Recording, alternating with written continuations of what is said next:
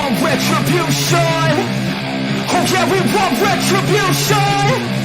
Oh yeah, we want retribution. Oh yeah, we want retribution. Yeah, we ran out of patience. Boil up with the cold hard hatred. I can feel the vibration. Feet in the streets, it's a new sensation. I wanna break faces on the pavement. I wanna make greatness look complacent. Adrenaline awakened, I can taste it. We can make an impact, grab and then take it. Like a disease, bring to their knees. Take for their disease. Just like a weed.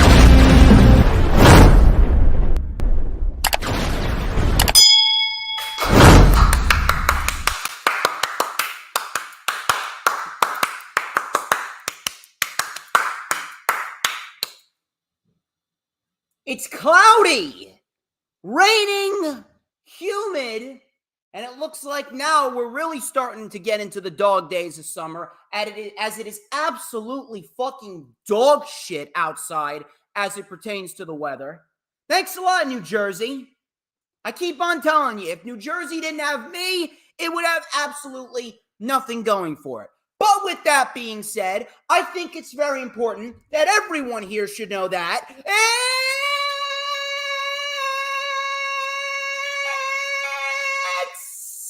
Saturday! You know what that means. We're live! Ladies and gentlemen, I'm the one and only DJ Storms, and I would like to welcome each and every single one of you to the greatest fucking show on earth, streaming live on 4 different platforms across 1, 2, 3, 4, 5, 6 different accounts. We got a nice wide outreach. We are rocking. We are rolling. And we are getting ready to get down into the nitty and the gritty because it is time for the ruler of the IWC to take center stage. As of course, you already know who I am, Mr. Controversy and the operator of the best damn Twitter handle.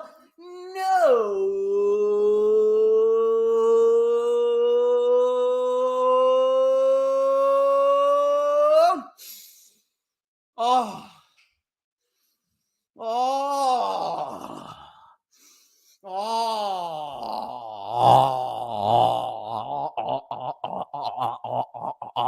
shit.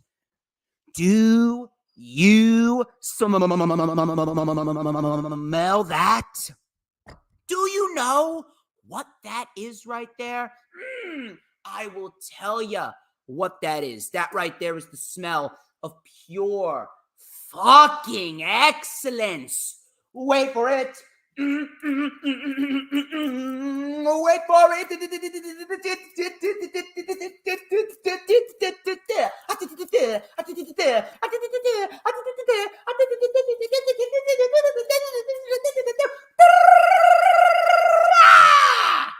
Two-man kind.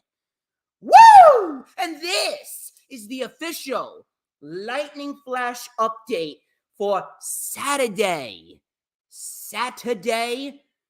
June 24th, 2023. Let me just fix a couple things up right here. What's going on over here? The little thing on my camera. What the fuck's going on? The little thing on my camera. There we go. I think I should be good. There we go.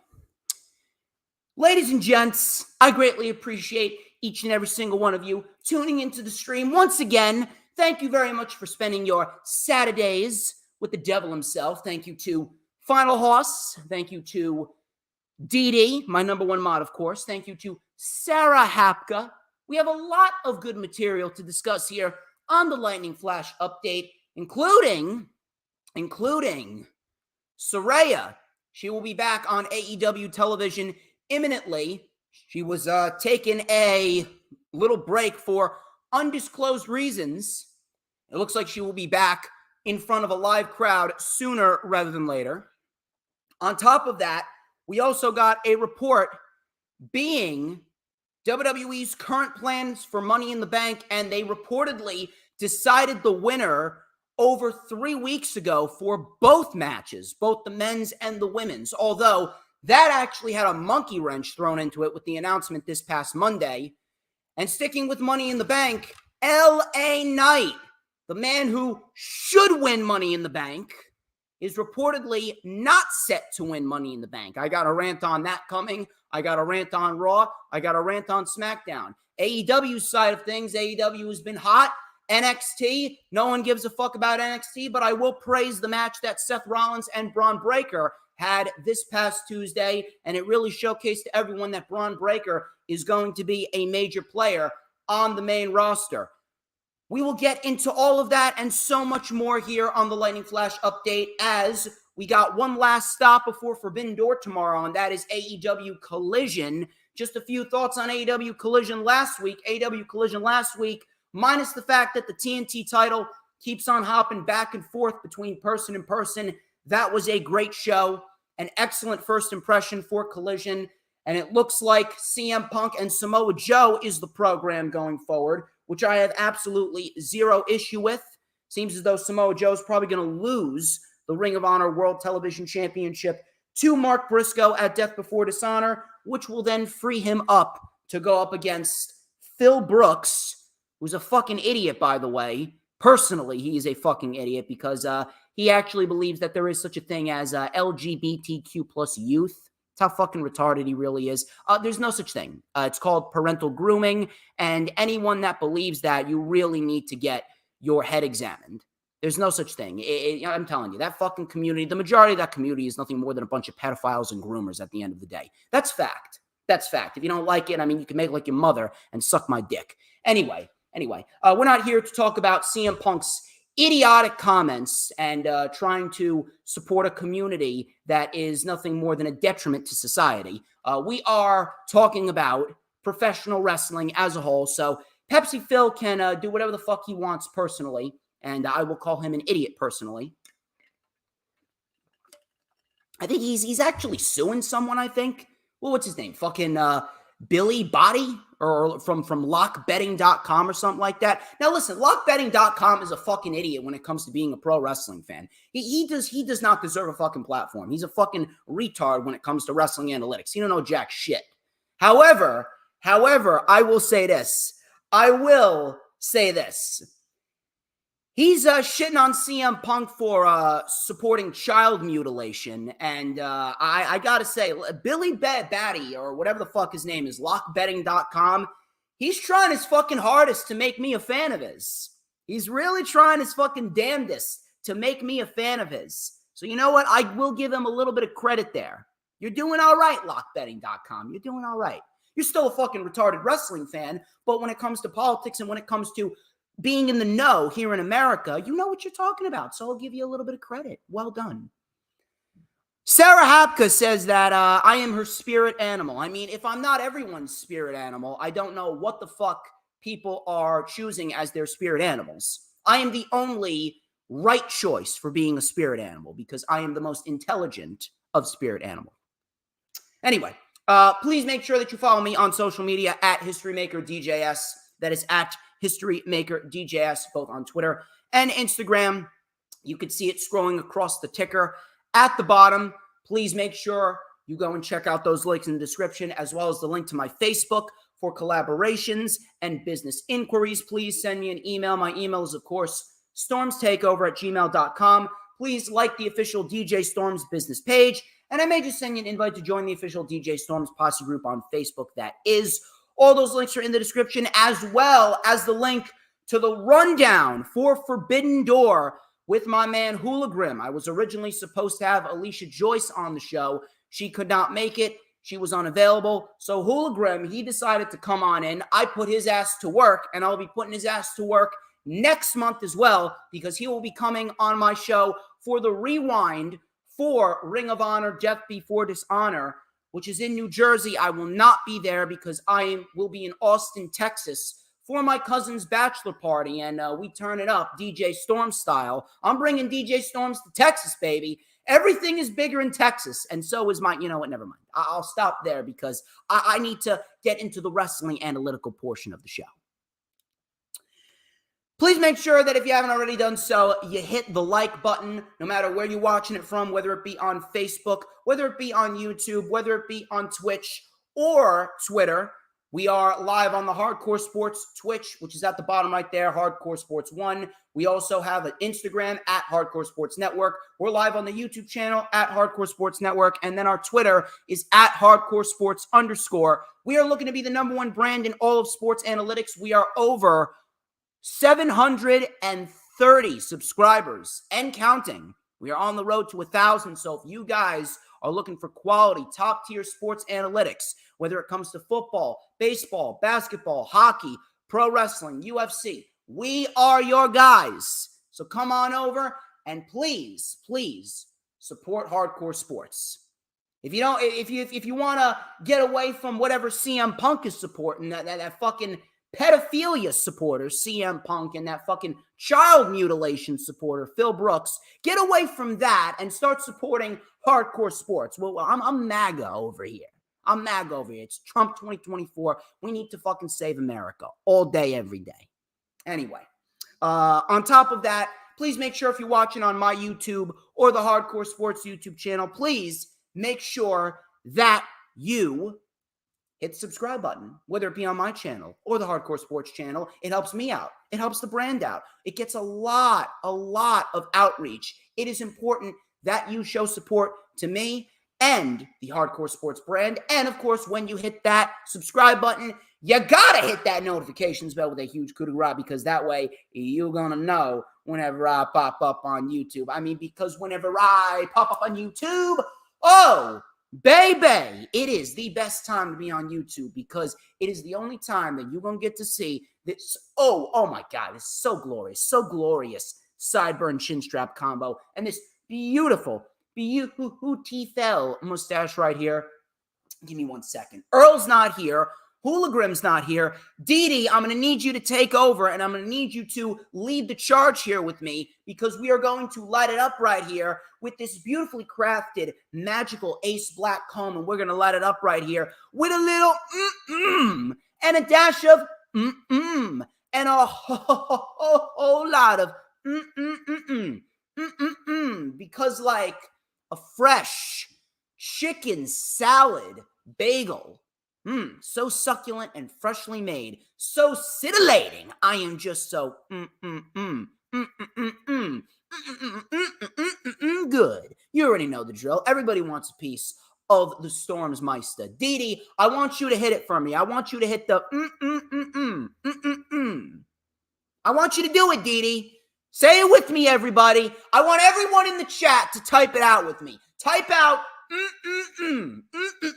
we need to get trending in the chat right now. If we don't, I'm not going to go on with the stream. AJ Styles, Nick, why aren't you commenting? We need to get that shit trending in the chat.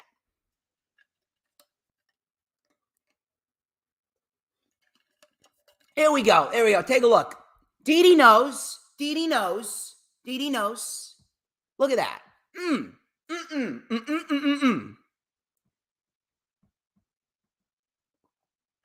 Here we go. Sarah Hapka. There we go. Showing everyone how it's done. Final Hoss. Showing everyone how it's done. That is what I like to see. That is exactly what I like to see. She actually counted it all out. So Sarah Hapka, she did it right. Anyway, let us get into the news, rumors, and reports here. Let's start off with Saraya. Dave Meltzer reported last week that Saraya was off AEW television for, and I quote, undisclosed reasons. And by that, I'm probably guessing that she had some family issues to take care of. According to a report from Fightful this week, Saraya should be back on TV imminently. She was actually showcased in a backstage promo with Toni Storm and Ruby Soho, hyping up the match that Toni Storm has with Willow Nightingale. So she's already back in a promo package. I'm assuming by next week she will be back on television in a managerial and or wrestling capacity. I have not minded Saraya's work. I actually don't mind the Outcasts. They could be doing a little bit more with the Outcasts, but in the end, Saraya, Toni Storm, and Ruby Soho, they got a nice looking faction for themselves. I would not mind Ruby Soho challenging for the TBS Championship if she wins the Owen Hart Cup tournament. I think that would actually be a very nice spot for her if Ruby Soho wants to win the Owen Hart Cup tournament. Matter of fact, she's actually my pick to win the whole thing. She should have won it last year. And if anything, this would really solidify Ruby Soho as, hey, I am here. I am a legit threat. I'm with the Outcasts, and the Outcasts are running AEW. So I would absolutely go with Ruby Soho there. But we should see Saraya back in an on-screen capacity by next week.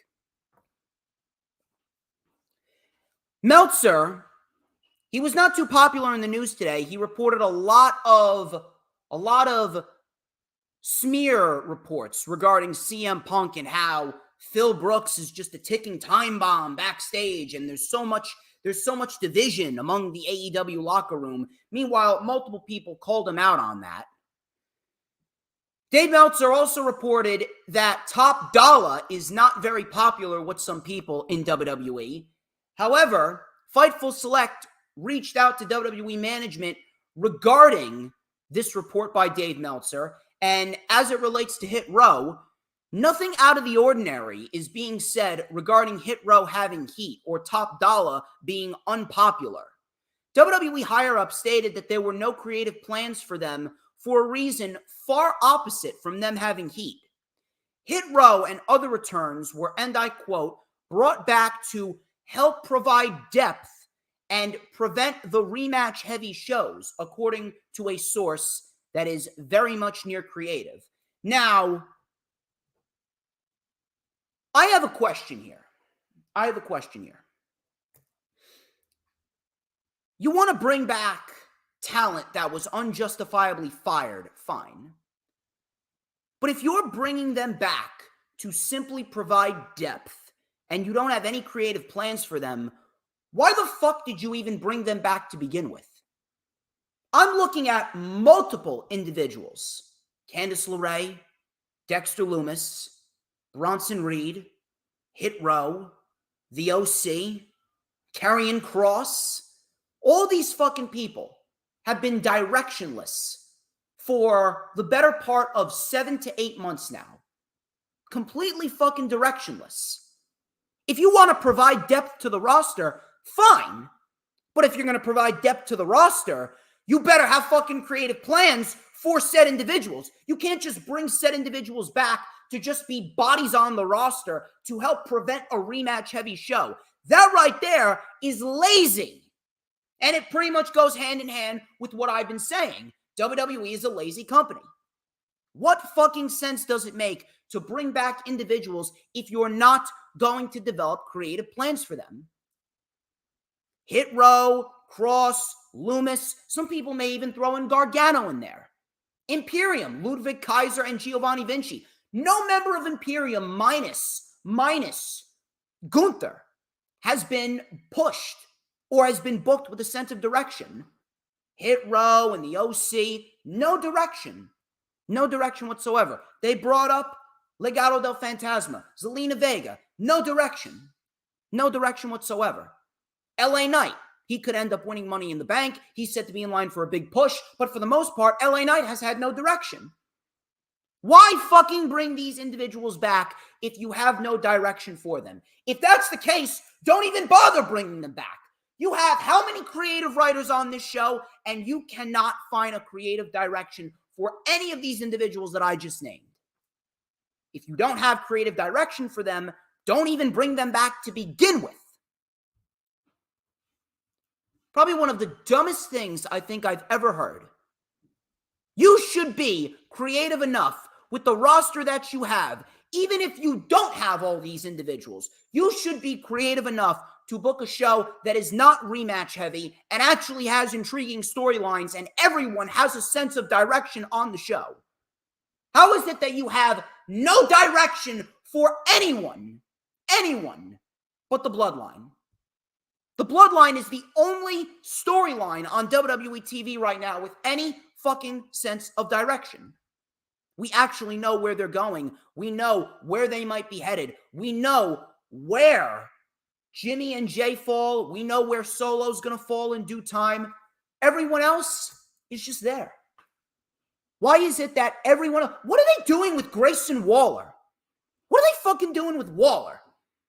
Waller has done nothing but Grayson Waller effect after Grayson Waller effect after Grayson Waller effect, and it's the same fucking show every single week. The only decent episode of the Grayson Waller effect that we got was when Bianca came out last week and she showed a little attitude against Charlotte Flair. We got NXT Bianca Belair. That was the best part about the Grayson Waller show. Outside of that, it's all been the same shit. It's been boring. Develop some fucking plans or don't bother signing these individuals to a fucking contract. I could sit there and I can come up with a creative direction for every single fucking one of those teams. Every one of them. Every one of the teams, every one of the ladies, every one of the mid-carders, every one of the main eventers. And if I didn't find the plan for them or they were just not up to code, I'd fire them. Why is that so fucking hard? I don't get it.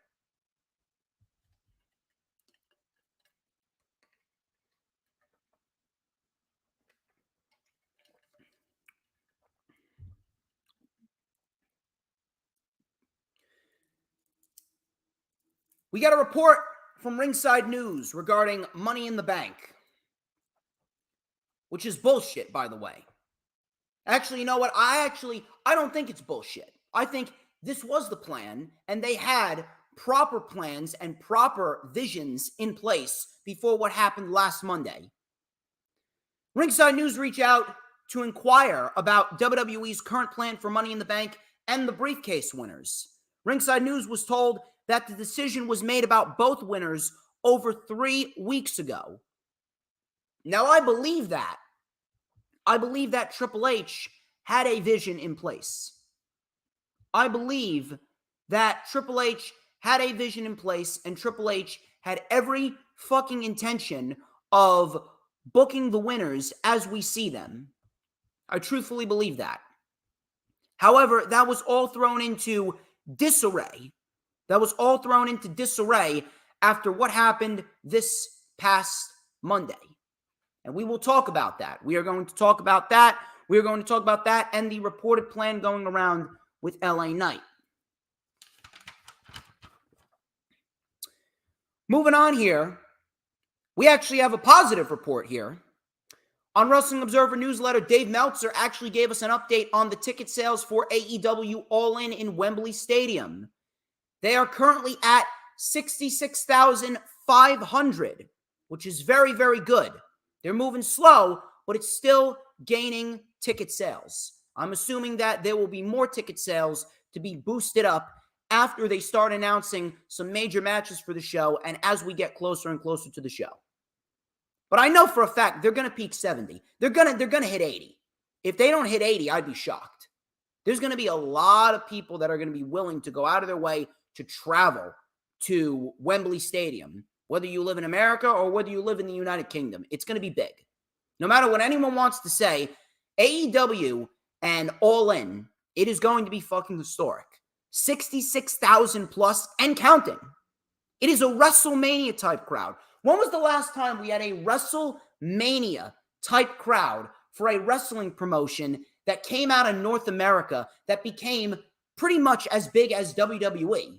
Minus the fact that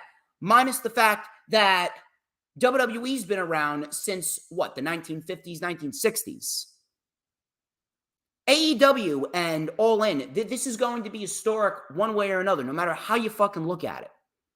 It is going to be historic because a wrestling promotion that has been around for 4 years, and they're already at 66,000 tickets out of a 90,000 seat arena. There hasn't been one match announced. We're 2 months away from the show. And as soon as more matches are announced, it's going to increase even more. This is going to be historic. It is going to be unlike anything we've ever seen before. And it is going to be a spectacle. It's going to be a spectacle, and it's going to be filled with some fucking great-ass matches. It's not a pay-per-view, but it may as well be looked at as a pay-per-view. And you know what? I truthfully hope that this becomes a reoccurring thing. I genuinely hope that this becomes a reoccurring thing going forward, where they do go back to Wembley Stadium every now and then. I hope it becomes a yearly tradition. I got a little piece of news regarding Impact Wrestling, and I'm not really sure how many people actually give a shit, but I'm going to say it anyway. Moose, who I actually believe is a great pro wrestler, I actually think he's better than Bobby Lashley. Moose announced on social media that he signed a new multi-year deal with Impact Wrestling. And you know what? This is probably the best scenario for Impact, because Impact can ill afford to lose any stars that they currently have right now. They're barely fucking staying afloat. I'm legit surprised that Impact has remained around for this long. They're the cockroach of pro wrestling. They just won't fucking go away. They won't go away. But Moose has signed a new multi-year contract with Impact Wrestling. Kind of disappointing, but look, if it's what Moose wants, then I'm happy for Moose. Velveteen Dream. You haven't heard that one in a while. Velveteen Dream, he was actually in the news. Better Wrestling Experience was actually asked about Velveteen Dream. A fan asked him about WWE potentially bringing him back before he was arrested last year. Now, Better Wrestling Experience promoted that WWE was indeed extremely close to bringing Velveteen Dream back before he inevitably got arrested for possessing drugs. Now, I'm going to throw this out there for you. I truthfully believe Velveteen Dream was set up. I truthfully believe he was set up. I do not believe that he was a child groomer at all, even though some people may believe that, because it's all about guilty until proven innocent in 2023. But based on everything that was laid out, based on his explanation, and based on the fact that Triple H said that there was an internal investigation, why would Vince McMahon try to protect Velveteen Dream? If Vince had a say in this, Velveteen Dream would have been gone. There's no way that Velveteen Dream would have stayed in WWE for as long as he did after the fact if there wasn't an investigation. Triple H even said they found nothing. There was nothing to come out of the investigation. And with Triple H is not a guy that's going to hide shit. Triple H is not a guy that's going to hide shit. If you fuck up, Triple H is going to keep you in the undercard. He's going to punish you. He's going to scale back on your push. And he's going to conduct an investigation. And if anything is found, you're going to get punished for it. Triple H is not Vince McMahon. Triple H is not going to keep anyone safe. If you fuck up, you fuck up. The reason why Velveteen Dream got fired was because he had backstage issues. He was a diva backstage. And you know what? If there was no illegal material found in this investigation and Velveteen Dream did nothing wrong, he was fired because he was a diva. If he got his attitude problem in check, then WWE could absolutely bring him back. But he got arrested. At this rate, he's got to deal with it himself. He had backstage issues, he got fired. He got backstage issues, he got fired, and he was arrested. Now, you have to pay the price. Maybe next time, Velveteen Dream will think twice about possessing drugs and potentially putting himself in a scenario where he could get arrested, which he did. Twice, I believe, he got arrested. So he's got 2 arrests on his record. He did it to himself. That was his fault. That was his fuck up. I truthfully believe that he was set up. I truthfully believe that he was framed. I truthfully believe he's innocent. But at the end of the day, he fucked up, he had backstage problems, and he got arrested. Now he pays the price. Got arrested, you have to fucking deal with it.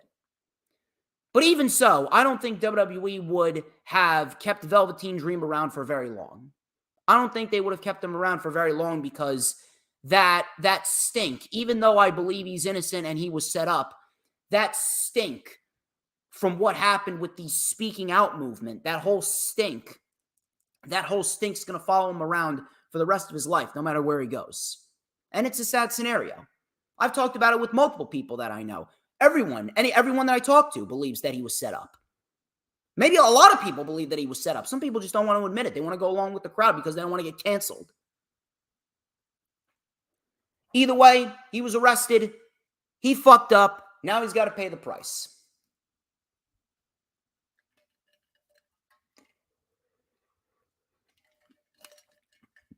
DIY. The WRKD Wrestling Twitter account reported that there are still plans in place to reunite Gargano and Ciampa, collectively known as DIY.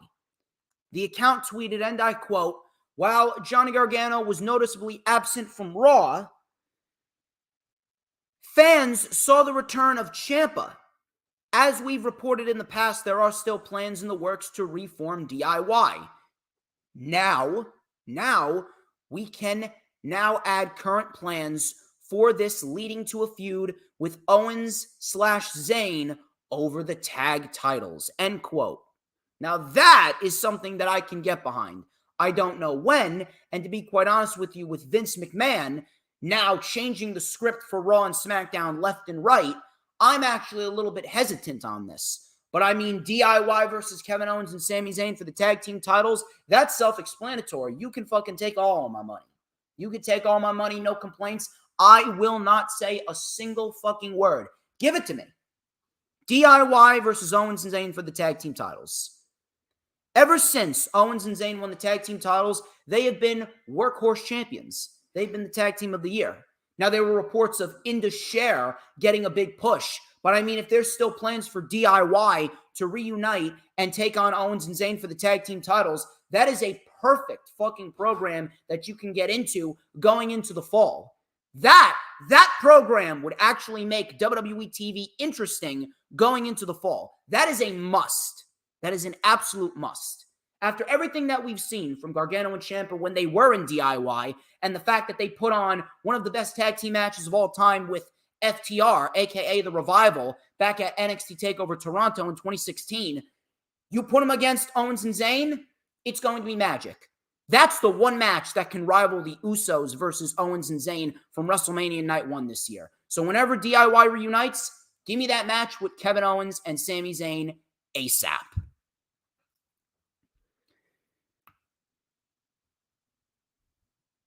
Monday Night Raw and SmackDown at that. Monday Night Raw and SmackDown saw a lot of changes. Why? Vince McMahon.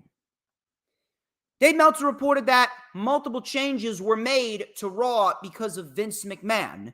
Seth Rollins' open challenge was planned for Raw until it changed last minute due to Vince McMahon, which is fucking stupid.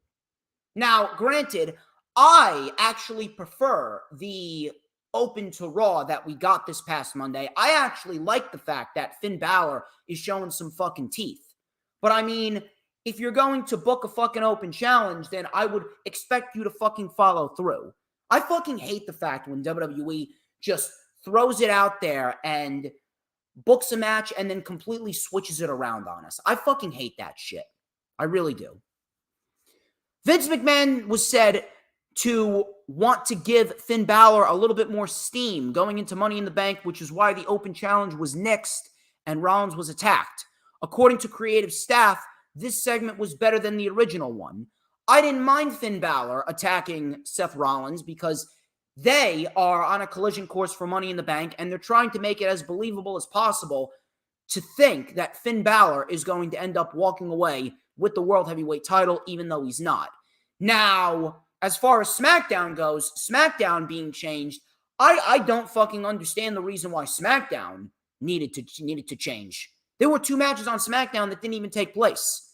Baron Corbin and Cameron Grimes, and Bayley and Shotzi. As if nothing fucking happened. Littered with inconsistencies left and right. Littered with logic gaps left and right.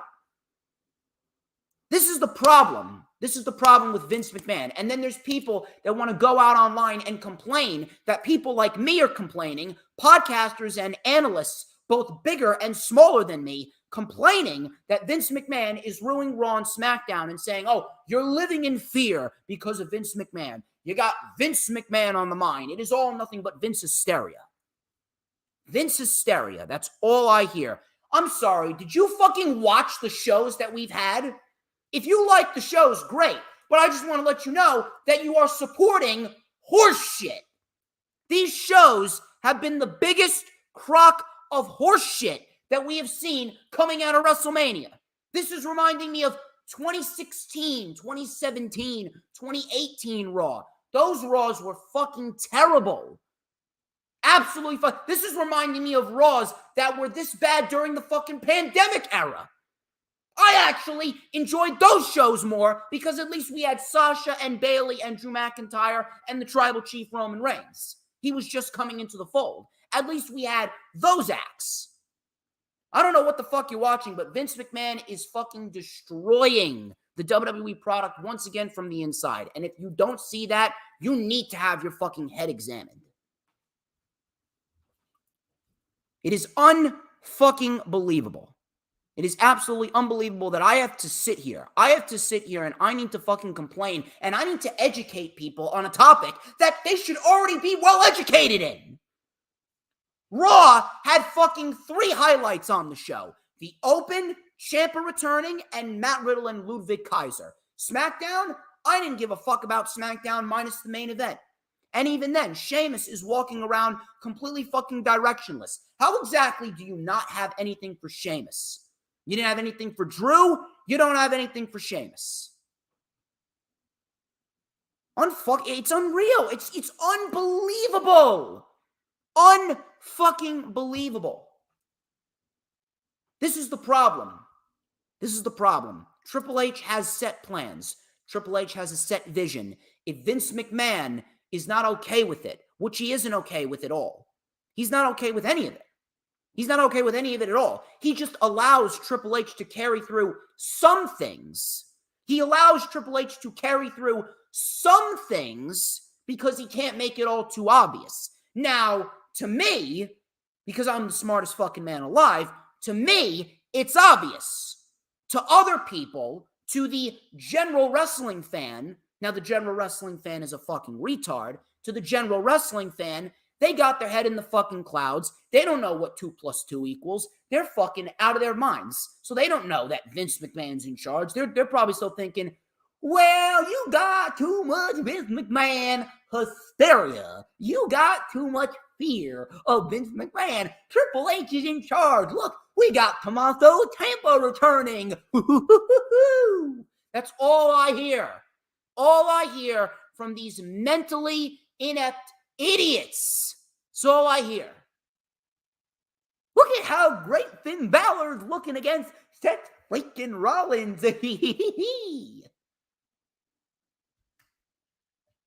How exactly do you sit there with all of these reports of Vince McMahon changing the script, all these scripts being ripped up and changed? It happened twice this week with Raw and SmackDown. How do you look at that and still think Triple H is running the show? Name me one point in time where we heard that shit between July and December. When did we hear that shit between July and December? We never heard it. Never did it. But yet we're hearing it every other week here. Swear to fucking Christ.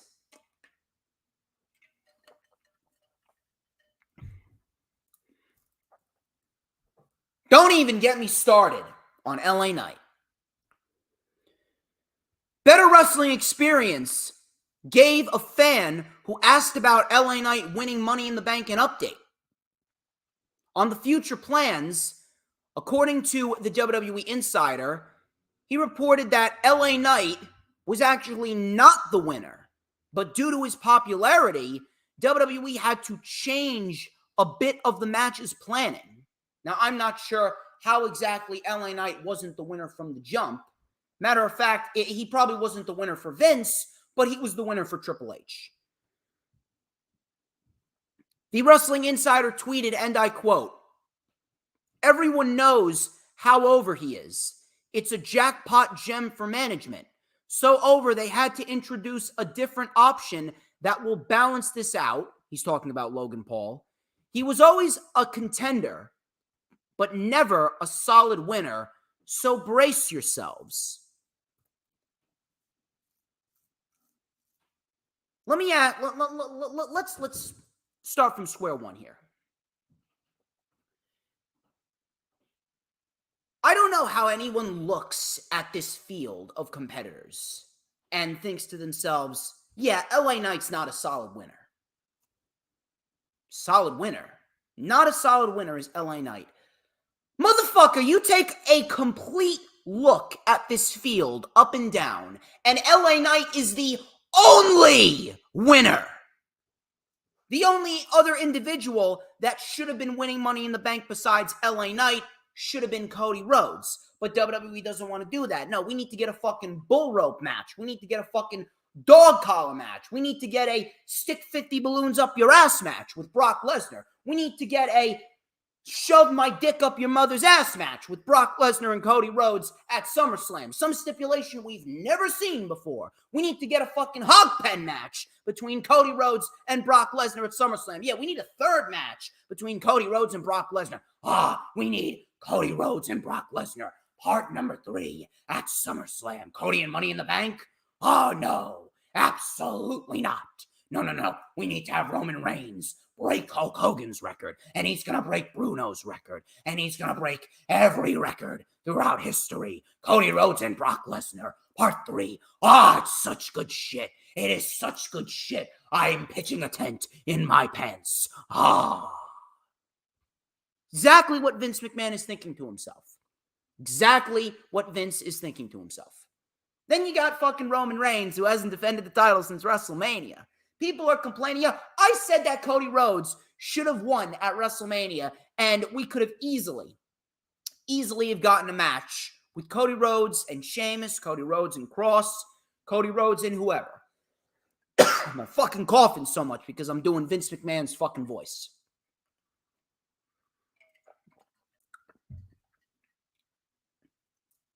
People were legit trying to tell me that the world title would have been on the back burner if Cody Rhodes would have won, because the Bloodline storyline is at its peak right now. Motherfucker, if you're watching WWE TV, the world title, the undisputed universal title, is on Roman Reigns right now, and it's already on the back burner. When have you heard the world title get mentioned once within this program with the Bloodline? Roman Reigns and the Undisputed Championship, that title has essentially become a prop on Roman. That's because it's not because Roman's not great. It's not because Roman isn't a GOAT. It's not because Roman hasn't solidified himself as a fucking beast and a fucking Hall of Famer. It's because WWE has done nothing with him since WrestleMania. How many fucking superstars, how many fucking wrestlers do you have on SmackDown that are essentially directionless because Roman Reigns is holding the world title hostage? Where's fucking Bobby Lashley? Why isn't AJ Styles in the world title hunt? What the fuck is Karrion Kross doing? Why is Grayson Waller, now he's not ready, but I mean, you can have him mix it up with some of the top guys. Why is Grayson Waller doing all these fucking Grayson Waller effects? Where's Edge? What is Mysterio doing? All these potential challengers for Roman Reigns, and you're doing nothing with them. You're doing nothing with them. Instead, Roman Reigns is doing everything and anything possible with the Bloodline, and none of it concerns the World Championship. So for those of you saying, the world title would have been on the back burner, the world title would have been on the back burner with Cody Rhodes as the Undisputed Champion, it's already on the back burner, you fucking morons. It's already on the back burner. Roman hasn't mentioned the title once. The Usos and Solo, they're not going to be challenging for the fucking title. And whoever Roman defends the title against at SummerSlam, he's ultimately going to fucking lose. The only other individual that should have been winning Money in the Bank was Cody Rhodes. Now you got LA Knight in there. And the only other individual that should even come close, should even be in the discussion of winning the match besides LA Knight, is Damian Priest. And that's because of Damian Priest's body of work this year. But LA Knight, he hasn't done jack shit. LA Knight hasn't done jack shit and he got himself over. What you have with LA Knight is something that is so ultra rare. I'm surprised it happened this quickly for LA Knight. But LA Knight right now, you know where he is? LA Knight is Sami Zayn levels of over. You remember how hot Sami Zayn was in late 2022, early 2023? That's where LA Knight is right now. That's LA Knight. And I'm shocked that after Sami got over in the way that he did, I'm shocked that LA Knight rose to prominence and rose to the top of the WWE Universe's popularity that quickly.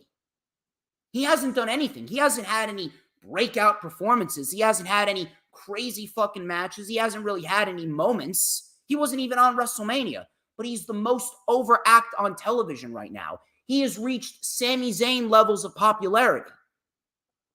Why is it that when WWE has that, why do they never fucking capitalize on it? What the fuck is WWE's problem? What is WWE's problem when it comes to people getting over on their own? I don't understand. And then you have this report, oh, WWE wants to balance things out. WWE pretty much inserted Logan Paul into the match to balance out the field. I'm sorry, motherfucker. When was balancing out the field ever a problem back in the day? When did balancing out the field all of a sudden become a must? Who the fuck cares if the field is balanced out or not? Who the fuck cares if the match is overly predictable or not? When did predictable become bad? When did predictable all of a sudden become a negative? I don't give a fuck how predictable a match is. All I give a shit about is you give me a good wrestling match and you give me the right outcome. That's all that the majority of people care about. If you are complaining that a match is too predictable, you really need to fucking reevaluate your priorities. You really do. If you are complaining that a match is too predictable, then you're the fucking problem with the wrestling community. Predictability means nothing. If you get a good match and you get the right outcome, why the fuck are you going to complain? Why the fuck has this been a problem for WWE now, but it's never been a problem for WWE in the past? Why? Because it's bullshit. This report is bullshit. They didn't insert Logan Paul into the match to balance things out. You know why they inserted Logan Paul into the match? Look at the fucking field. Look at the field. LA Knight, Butch, Santos Escobar, Damian Priest, Shinsuke Nakamura, Ricochet. What do all of those individuals have in common? What do they have in common? They're all Triple H guys. Ricochet, Triple H guy. Nakamura, Triple H guy. Priest, Triple H guy. Santos Escobar, Triple H guy. LA Knight, Triple H guy. Butch, Pete Dunne, Triple H guy. Not one of them were made into a star because of Vince. Not one. And Vince is looking at this and thinking to himself, I can't have this shit. I can't have a match where I don't have any one of my guys in there. You look at Logan Paul. Logan Paul sticks out like a sore thumb. He's a celebrity YouTuber and podcaster turned pro wrestler. He wrestles 4 times a fucking year. Now, granted, he's fucking great, but he's a well-known celebrity. He gets all these fucking clicks. He gets all these fucking social media headlines. He's a well-known individual. He became a pro wrestler, and he gets people talking. Sounds like a Vince McMahon guy to me. Sounds like a Vince McMahon guy right down to the very last letter. Why did Vince insert Logan Paul into the match? He doesn't give a fuck about balancing shit out or making shit unpredictable. Logan Paul was added into the match because Vince McMahon could not bear to see a match like that go forth without one of his guys. Vince McMahon could not bear to see a match like that, one of the most important matches, or what should be one of the most important matches of the year. Vince McMahon could not bear to see a match like that, a match of that magnitude, go forth without a guy that he hand-chosen. That's it. Logan Paul was never supposed to be in Money in the Bank. If you think Logan Paul was ever in the plans to be in Money in the Bank, you are mental. You are completely fucking mental. Logan Paul was announced that he was returning to Raw on June 12th. The Money in the Bank ladder matches were pretty much 80%, 90% full at that rate. They were in the midst of qualifying matches, and about 4 to 5 individuals for each match were already qualified. They were already qualified. They announced Logan Paul on June 12th, and then he returned on June 19th this past Monday. As soon as he was announced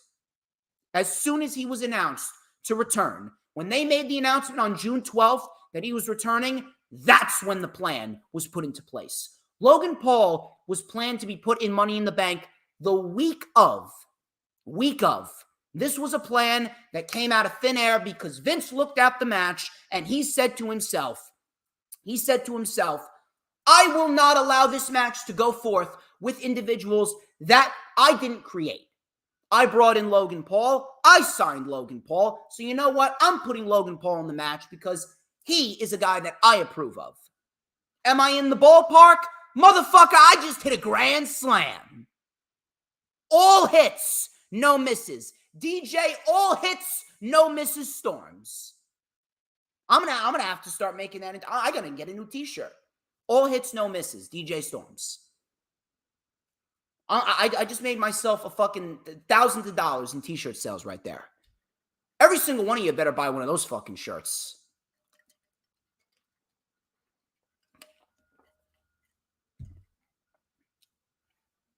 It's unbelievable. So now we got Logan Paul in the match. Why? Because Vince cannot bear to see NXT Black and Gold stars carry that match. If this was Triple H, it was LA Knight all the way.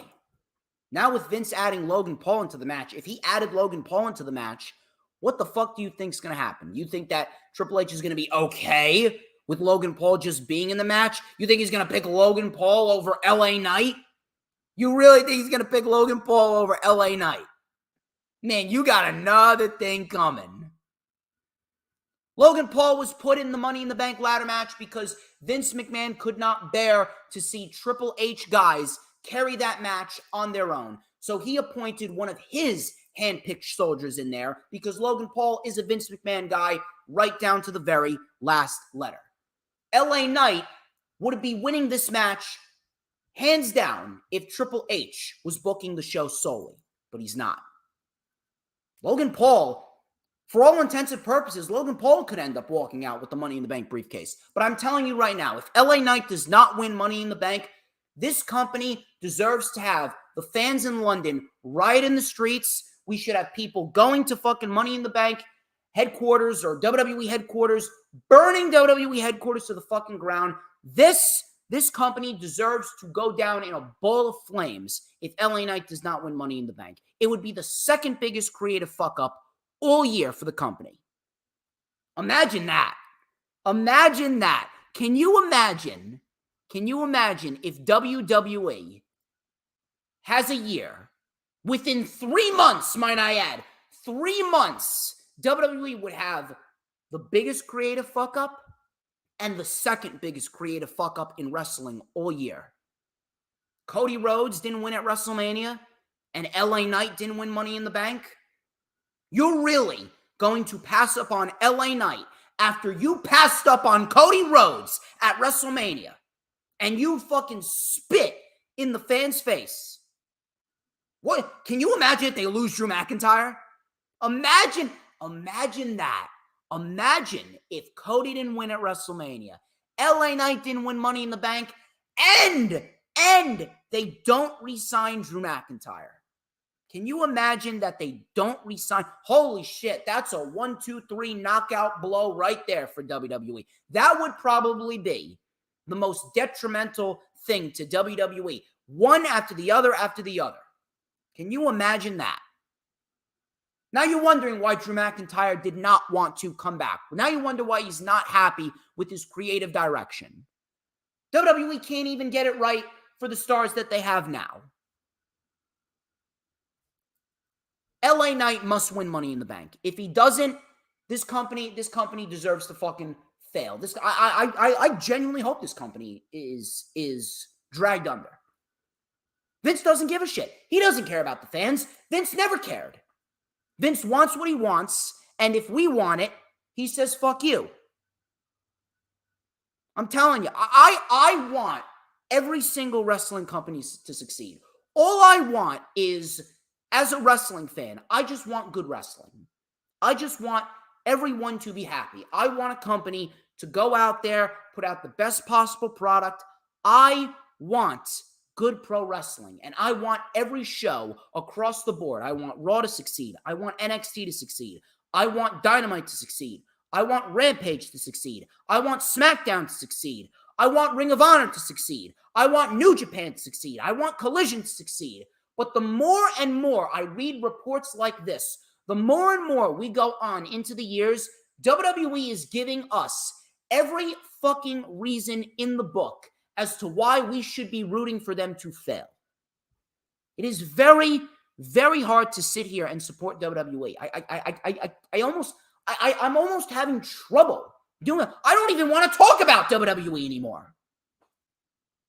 I really don't. I don't even want to fucking talk about him anymore. LA Knight doesn't win Money in the Bank. Fuck this company.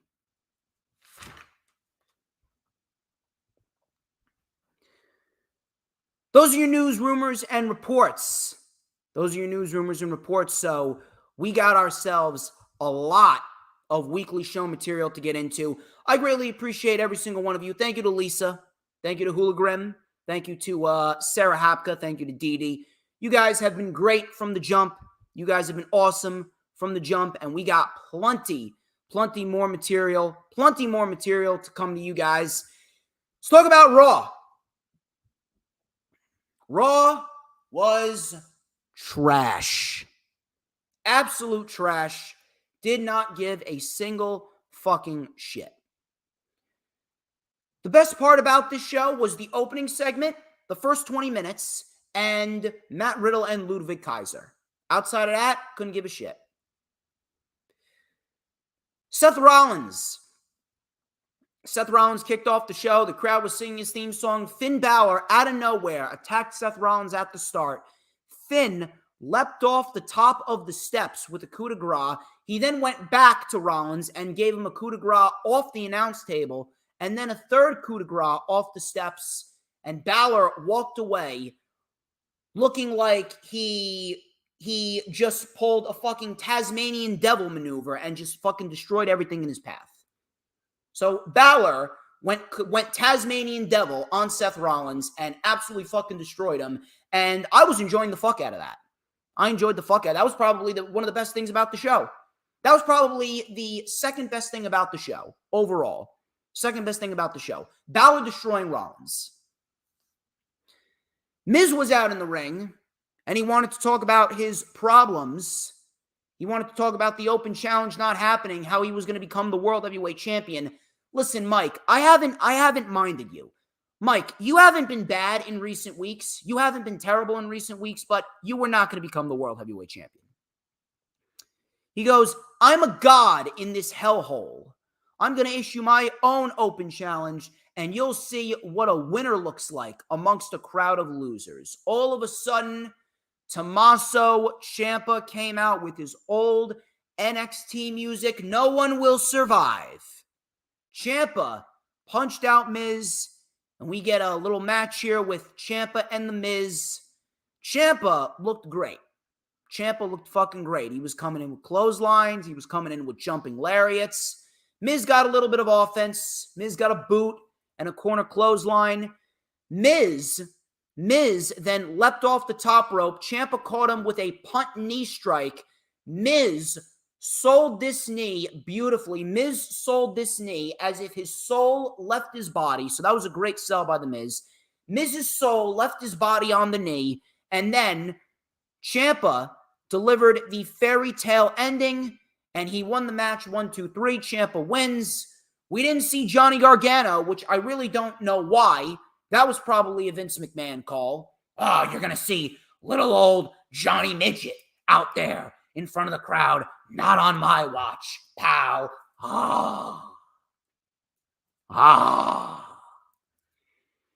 Moving on here. Fuck Vince McMahon. Judgment Day came out to cut a promo.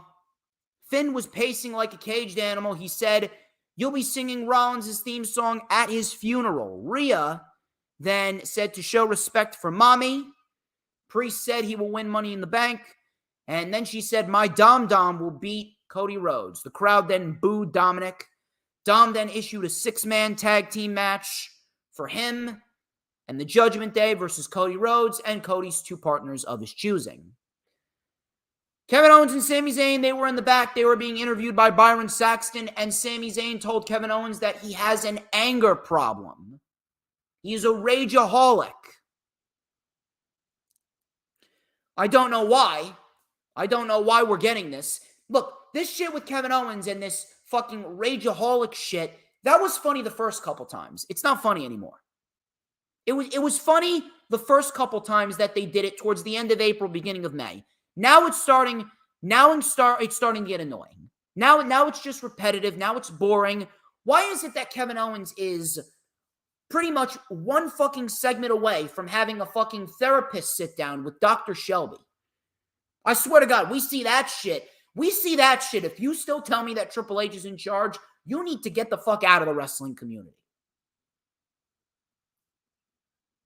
I really don't understand. Why is it that Kevin Owens is getting this rageaholic character? Is this really what is going to be what causes them to lose the tag team titles? At this rate, I wouldn't be surprised if Pretty Deadly wins the tag team titles next week. No, I don't necessarily hate Pretty Deadly, but if you think that they're ready, I mean, you got another thing coming. They're not ready. They're a decent little tag team, but they're not ready. This is a Vince McMahon thing right down to the very last letter. You saw none of this shit. You saw absolutely none of this shit heading into WrestleMania. This shit started coming about right after the draft. You saw none of this shit going into WrestleMania. After WrestleMania, Vince McMahon completely infiltrated the show, and now Vince McMahon is changing and adding little things here and there that aren't necessary. The whole Kevin Owens losing his temper shit, it's not funny anymore. Owens is great, but it's not funny anymore.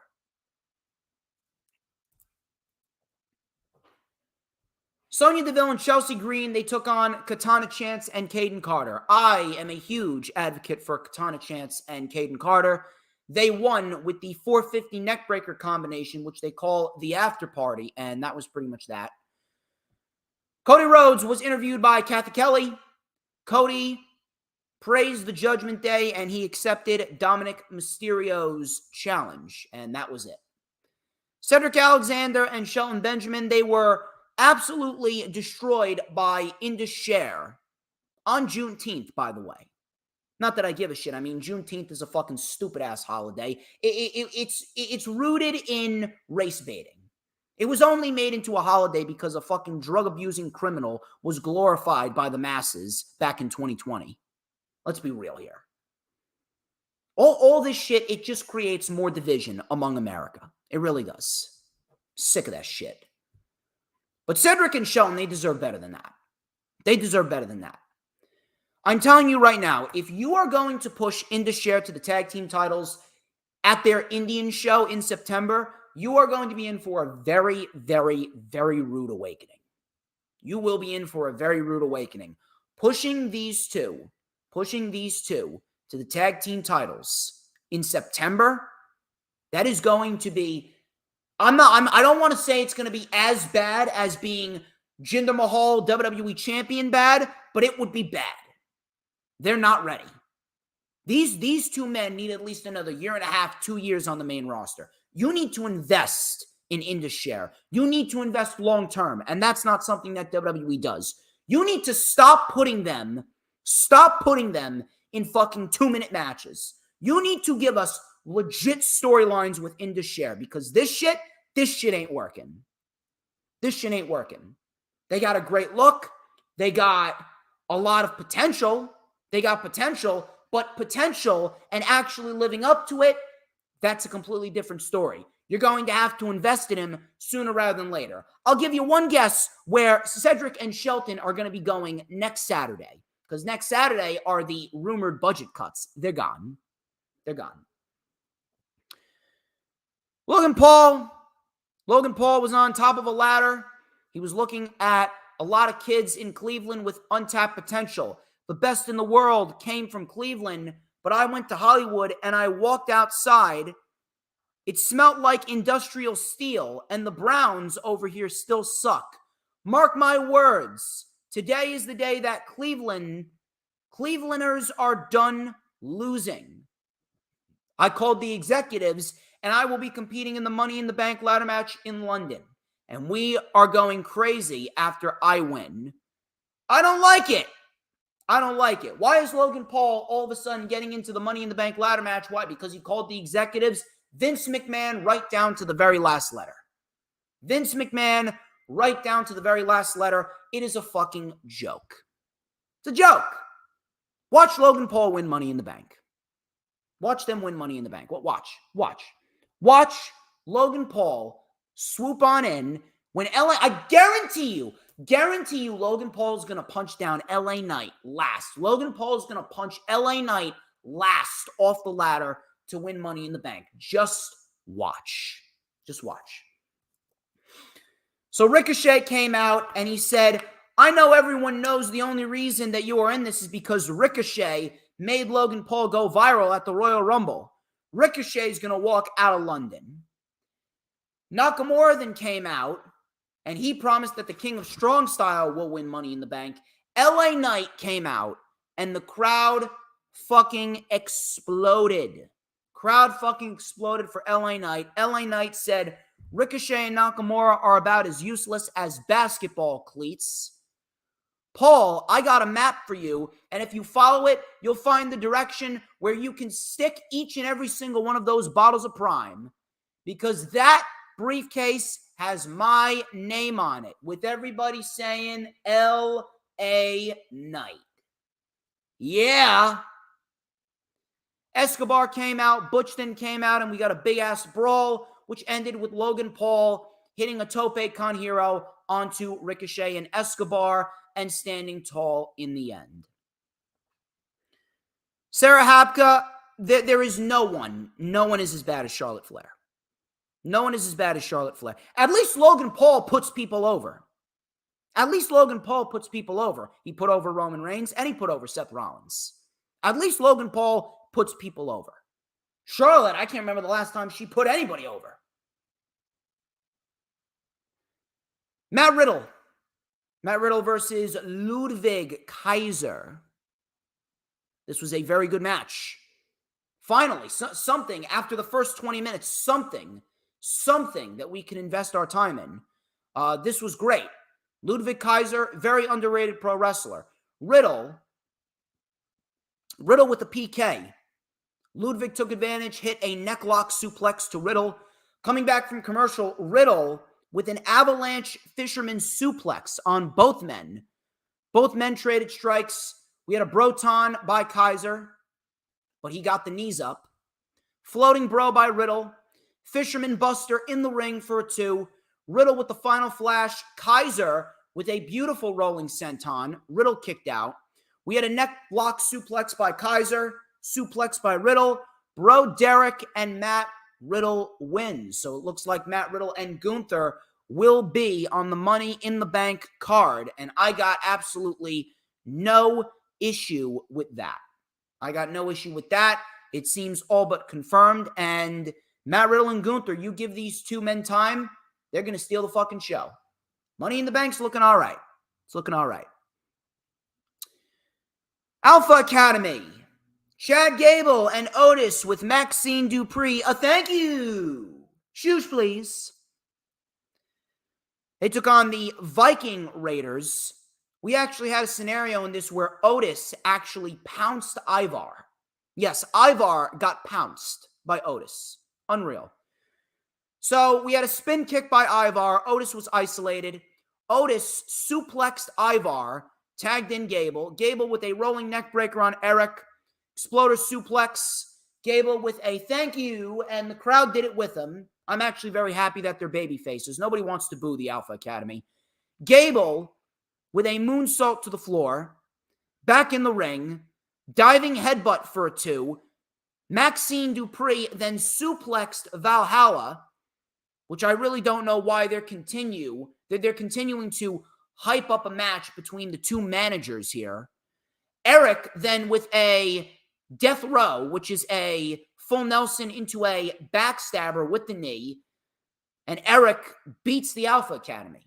Eric and Ivar beat the Alpha Academy. Viking Raiders win. I'm not really sure where it's going, but I mean, if you're going to continue to give us these fucking 3-minute matches, I really don't give a fuck about it. You need to give them at least 12 minutes for me to give a fuck. Because whatever they're doing here, it ain't working. Sorry, not working.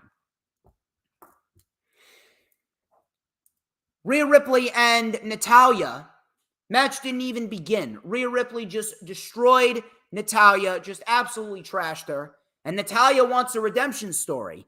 I'm shocked that Natalya has been able to survive all of these fucking budget cuts. I'm surprised Natalya has been able to survive all this shit. Why is Natalya even on television?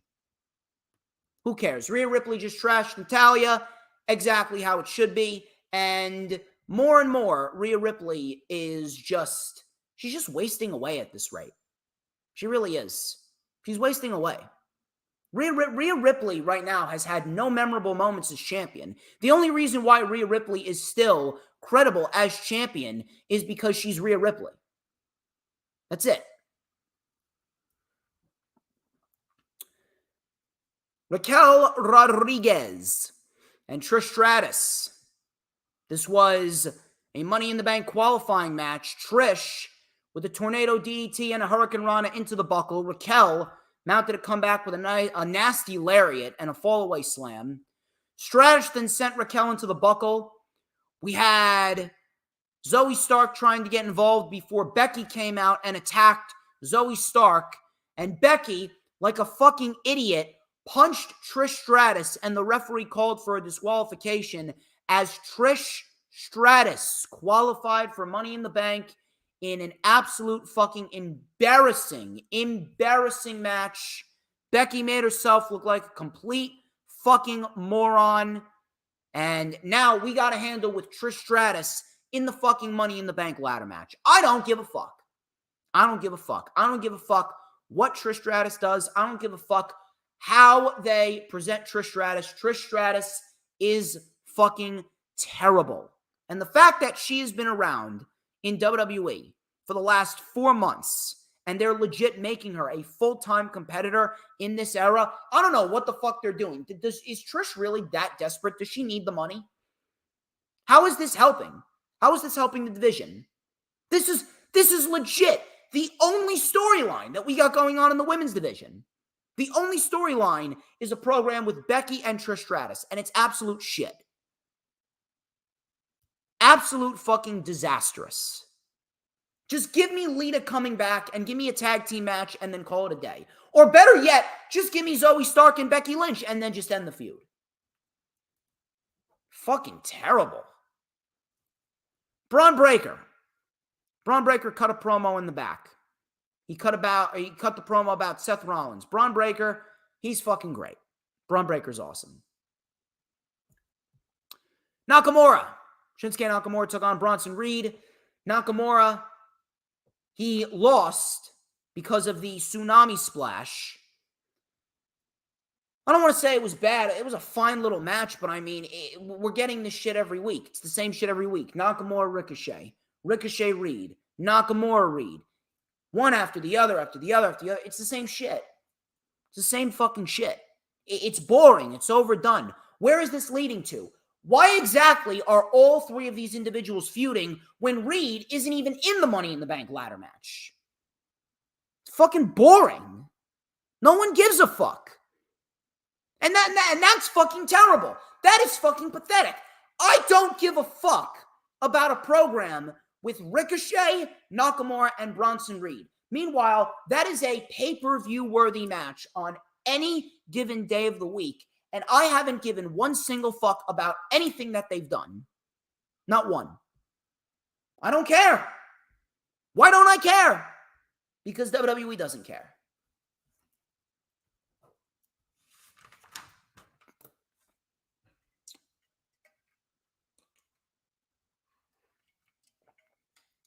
Cody Rhodes, Kevin Owens, and Sami Zayn versus the Judgment Day. Not bad. Again, I don't care. Seen this shit over and over again. Cody Rhodes and Kevin Owens and Sami Zayn win, as we expected. Who cares? Rampage was better than Monday Night Raw and SmackDown combined. I enjoyed Rampage this week, more so than Raw and SmackDown and NXT. At least Rampage is easy to sit through. At least with Rampage, we actually get some quality wrestling on Rampage. And we actually get new matches that we haven't seen before. Didn't give a shit.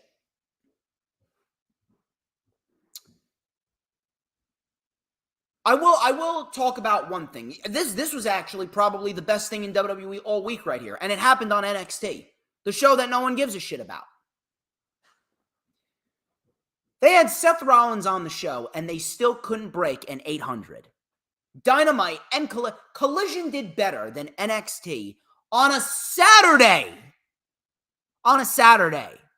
Collision did better on a Saturday where everyone's fucking out and about doing God knows what with everyone. Collision did better on a Saturday. Imagine that. Imagine that.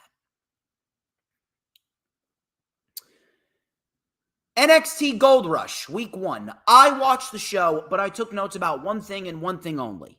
And it was probably the best thing in all of WWE programming all week. And that was Seth Rollins and Braun Breaker for the World Heavyweight Championship. This match made no sense. This match was legitimately put together in 2 weeks. No one gave a fuck about it, and it was merely done to try and help boost NXT's ratings because Nick Khan wants to sign a new multi-year television deal with USA Network for NXT. I wish that they would just put NXT on Peacock, and that way we can move Collision and or Rampage to Tuesdays. That's what I wish. If we had NXT on Peacock, I would love if they moved Rampage and or Collision to Tuesdays. I would love that. Put Rampage on Tuesdays. Put Rampage on Tuesdays. You could still keep it an hour. Put it on Tuesdays. Record it after Collision. But Braun Breaker and Seth Rollins, if there is one thing in WWE this week that I would highly encourage you, go back and rewatch Seth Rollins versus Braun Breaker for the World Heavyweight Championship. And the reason why this was so great is because Braun Breaker is how old? 25, 26, not even, 24. Braun Breaker is not even in his prime yet. He's not even in his prime yet, and he was put in a very tough scenario. This is Seth Rollins, a man who WWE gave the World Heavyweight title to invest heavy in, and a man who's got a long reign ahead of him. Braun Breaker, who's not all too experienced, he's only been wrestling for a year and a half. Braun Breaker is in the scenario with Seth Rollins. He was thrown into the deep end out of nowhere against a WrestleMania main event type guy, legitimately in 2 weeks, barely any time to prepare. And Braun Breaker did not stutter. He didn't stumble. He didn't fuck up. He didn't botch. And that right there deserves praise. And if this match proved one thing, this match proved that Braun Breaker is going to be a major player on the main roster. This match proved that Braun Breaker is going to be a fucking star. If he put on a match this good with Seth, this match could have easily been on Money in the Bank. If you were to take this match off of NXT and put it on Money in the Bank, it would have fit like a glove. These guys nearly went 20 minutes and they fucking put on an excellent match. Pay-per-view worthy match. And I'm even going to throw it out there. This was Braun Breaker's best match to date. And surprise, surprise, it was against Rollins.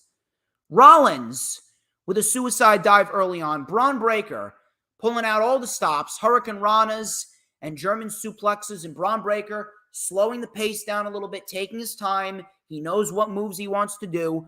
Rollins then mounted a comeback with a discus lariat. 3 suicide dives. Crowd singing his song.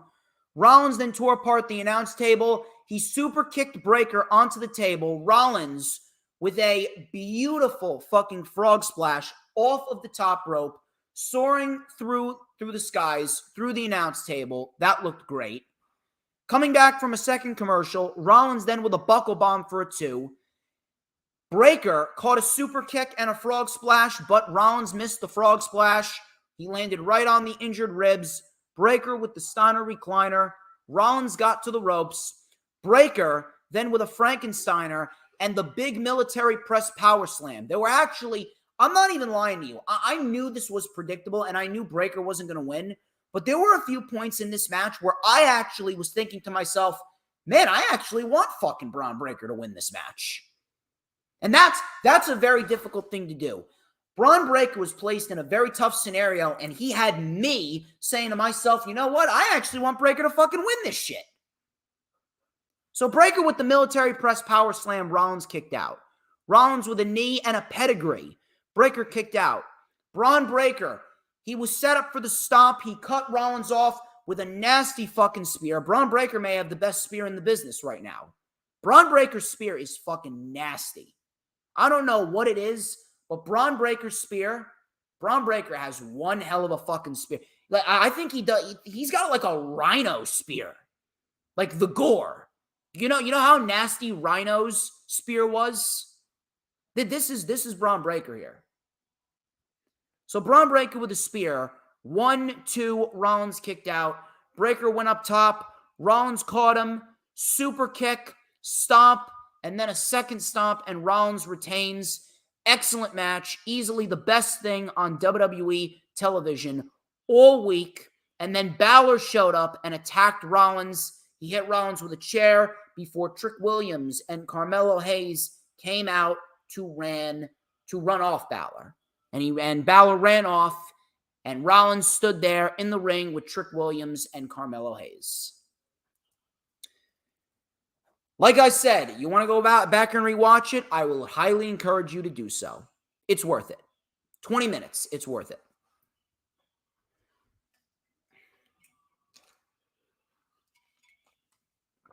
I'll tell you, though, what show was great from start to finish. That would be AEW Dynamite. Excellent show. Hot show. Dynamite, hot fucking show this week. A lot of good material coming out of Dynamite this week. We started off with the Hardys and the Guns. And they had a nice little 8-minute tag team match here. Now, I understand a lot of people's concerns about the Hardys. I really do. And they did not look good at Double or Nothing. They didn't. They didn't look good at all. However, I think the Hardys had a little bit of ring rust. Jeff had a little bit of ring rust.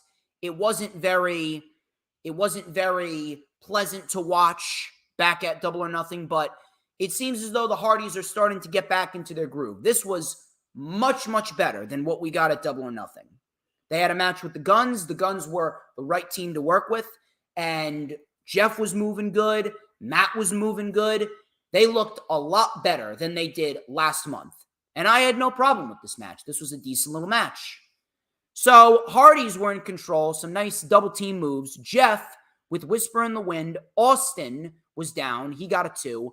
Colton then took advantage, and Jeff was isolated. The crowd chanted "ass boys" at the Guns. Jeff made the tag to Matt. He lit up the Guns with a side effect on Austin. Twist of fate, but Colton put Austin's foot on the rope. Roll up with the feet on the ropes, but Matt kicked out. Tag to Colton. Colton hit the Colt 45. Jeff bulldozed Austin into the pile to save it. Jeff then came in, double DDT on the Guns, double wishbone leg drop on the Guns, twist of hate on Colton. Jeff went up to the top for the Swanton Bomb. All of a sudden, all of a sudden, the Bullet Club Gold, Juice Robinson and Jay White came in, shoved Jeff off the top. He took out Matt Hardy, and they hit the flatliner flapjack combination, did the Guns, and the Guns actually beat the Hardys. Now, to answer your question, Sarah Hapka, the Hardys are taking a break because of Jeff not being allowed in Canada because of his DUI arrests. So it looks like they'll be taking a little break. It's fine. They'll be back by the end of next month. But they look good here. They look good here, and the right team won. The Guns won. The Guns are now, I guess you could say, officially a part of Bullet Club Gold. Hardys look good. Guns look good. We got a decent little match. And the Guns and Bullet Club Gold, after they attacked the Hardys, we had FTR and Ricky Starks coming out. Before CM Punk came in, it was all out melee. The heels retreated, and Punk challenged them to an 8-man tag on Collision. And now hit my music, said CM Punk. Hot start. Hot start for sure. I like it. Really, really, really good start to AEW Dynamite. From there, we go into a match with Mark Briscoe and Jeff Jarrett. It was a concession stand brawl, and the winner of this match was Mark Briscoe. Jeff Jarrett said if he didn't win, he would be off of AEW television. So, my man Little Stevie's guilty pleasure, Jeff Jarrett, is no longer on AEW television. This was absolutely, it was carnage. It was absolute carnage. It was all over the place. It was unfucking real. It was unfucking real. Craziness everywhere. Literally, everyone got involved. Everybody got involved.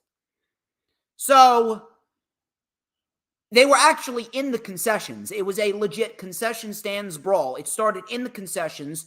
Jeff Jarrett was sent through a table. We had popcorn. We had hot dogs and fucking mustard. Jeff was on a table before Karen Jarrett then sprayed hot sauce into Mark Briscoe's eyes. Jarrett then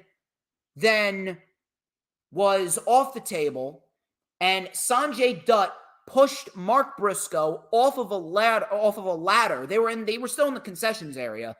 Sanjay Dutt pushed Mark Briscoe off a ladder through a table. So then they brawled into the stands. They brawled into the crowd. Lethal came in too. Lethal then went for the timekeeper's table, but he ran into Papa Briscoe. And Papa Briscoe delivered a great-looking choke slam. Papa Briscoe choke slammed Jay Lethal through the table. Karen Jarrett then low-blowed Papa Briscoe. Briscoe then fought back against everyone here. Satnam Singh came out and he choke slammed Mark Briscoe. All of a sudden, out came Christopher Daniels, the Best Friends, and the Lucha Bros, and they all took out Satnam Singh. Phoenix with a dive over the top rope onto Singh, and the crowd was eating this shit up. Just a chaotic mess of a match. Then we had Phoenix, after he jumped onto Satnam Singh. Penta then super kicked Jeff Jarrett, and then Briscoe rolled him up for the win. I wasn't really expecting much, but it's almost like this match was a fucking fever dream. In a good way, I will say. This wasn't bad at all. It was crazy. It was woolly, wild. It was all over the place. And Mark Briscoe wins. This was kind of more of the sports entertainment match, if you ask me. Kind of more of the sports entertainment match. I guess they were kind of going for a little bit of Bad Bunny and Damian Priest type of shit with all these fucking interferences. But in the end, Mark Briscoe wins, right outcome, and that was it. Looks like Jeff Jarrett will no longer be on AEW television, and looks like Jay Lethal, he will be doing his own shit. And Jeff Jarrett will just be doing backstage material. But it looks like that's it. And looks like Mark Briscoe will be moving on to Samoa Joe at Death Before Dishonor for the World Television Championship. Blackpool Combat Club, they challenged the Elite and Eddie Kingston to a 5-on-5 match at Forbidden Door. It is Blackpool Combat Club, Konosuke Takeshita, and Shota Umino versus Eddie Kingston, the Blackpool Combat Club's once good friend. And Eddie Kingston will be teaming with the Elite. This is Hangman and the Bucks, and a partner to be chosen later on in the night. From there, we go into a 6-man tag team match. This was Sammy Guevara, Minoru Suzuki, and Chris Jericho. They took on AR Fox, Darius Martin, and Action Andretti. And this was a very good match right here. I'm glad that we got Action Andretti, AR Fox, and Darius Martin getting a nice showcase on AEW Dynamite right here. Minoru Suzuki, he actually had a fun little scenario here where he did the Le Sex Gods pose with Chris Jericho. So Fox came in, mixed it up with Jericho. Fox then came in with Sammy. He got Sammy with an enziguri. Tagged to Jericho, tagged to Andretti. So that was a little throwback to what happened back at Winter is Coming. Andretti mixed it up with Jericho. We had a suicide dive on Sammy. Springboard dropkick on Jericho. Shotgun dropkick. Suzuki with a sleeper. Darius came in and he caught a big-ass forearm. Big-ass forearm by Suzuki. We had a double cutter by Sammy on Darius and Andretti. We had a drop kick by Fox. A chop by Jericho. Implosion cannonball by AR Fox onto Sammy and Suzuki. It was just back and forth and back and forth. Crazy shit. Andretti rolled up Jericho for a 2. We had a springboard enziguri, running shooting star, but Jericho kicked out. Guevara with a Spanish fly, corkscrew brainbuster by Fox, gotch pile driver by Suzuki, code breaker by Jericho. Martin then with a spinning flatliner on Jericho for a 2. Martin went for a drop kick, but he was caught in the walls of Jericho, which Chris Jericho then transitioned into a lion tamer, and Chris Jericho got Darius Martin to tap out. Very good match here. Very fun. Back and forth. Afterwards, Renee interviewed Chris Jericho. Jericho then challenged Sting, Darby, and a partner of their choosing to fight Les Suzuki Gods at Forbidden Door. So Jericho came out with Darby. He had a face-off with Jericho. Crowd was chanting, "Holy shit, holy shit." Sting then asked why Chris is so uptight. Sting accepted the challenge. Darby said, "We got the guy for Sunday. You'll find out at Collision." Now, I'm not sure if you saw, but there was a little meet and greet spoiler that was let out of the bag, and it said that Tetsuya Naito was going to be having a meet and greet at Forbidden Door. Now, I don't really want to throw anything out there, but if anything, it does seem like we could end up getting Tetsuya Naito as the individual that teams with Darby and Sting. Because if you guys remember, Tetsuya Naito and Chris Jericho, they had a little feud. They had a little feud over the IWGP Intercontinental Championship in 2018. They had a little feud over that. So if anything, if Darby's going to say, "Hey, you've made a lot of enemies," Naito could very well be there. He could very well be the partner for Sting and Darby. Just throwing it out there.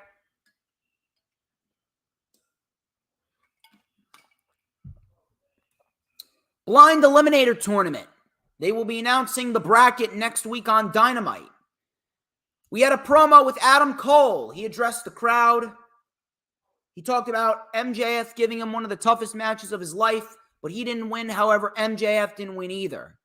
If you want to be known as the greatest, you got to take on all comers. MJF has never beaten Adam Cole. So let's talk to Chicago about my rematch. MJF then said he came out. Well, MJF came out first, and then he goes, cut my music, goes MJF.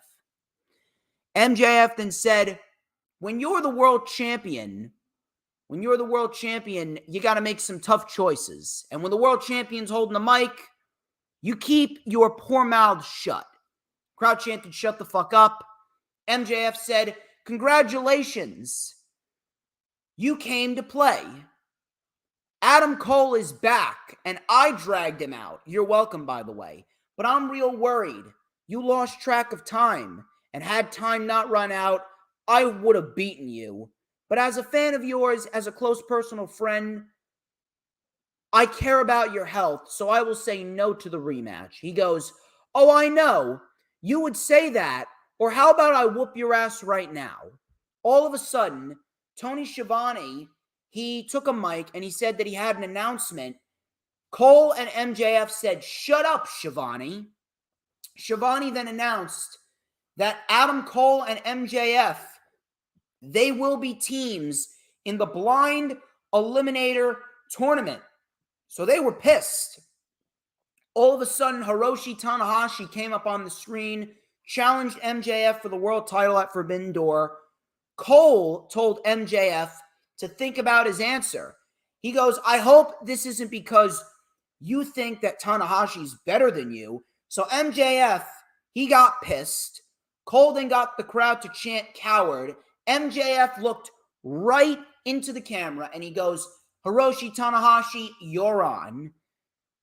Cole said, good luck, partner. Now, I realize this may be a WWE-esque type of thing, but I'm going to hold judgment on this because if there's anyone that can make it work, it's MJF and it's Adam Cole because they are two incredibly talented individuals. Really, they are. So I'm going to hold off on my judgment. Now, the back and forth was very entertaining. The back and forth was very entertaining in itself. I'm not sure what's going to come out of this Blind Eliminator tournament, but they could use this to fuel the tension with MJF and Adam Cole. Ultimately, it's going to lead to another match between MJF and Adam Cole. This shit is going to go on all summer. This is going to go on all summer before MJF inevitably gets to CM Punk. We'll wait and see. Katsuyori Shibata and Orange Cassidy versus Zack Sabre Jr. and Daniel Garcia. This was a solid tag team match right here. These two teams, they brought it.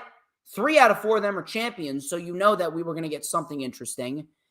And Shibata ended up taking the pin here. It was Daniel Garcia who pinned Shibata after Katsuyori Shibata was accidentally hit with the orange punch by Orange Cassidy. So it looks like Daniel Garcia and Shibata will be the match at Death Before Dishonor, which should be very, very intriguing to say the least. Katsuyori Shibata,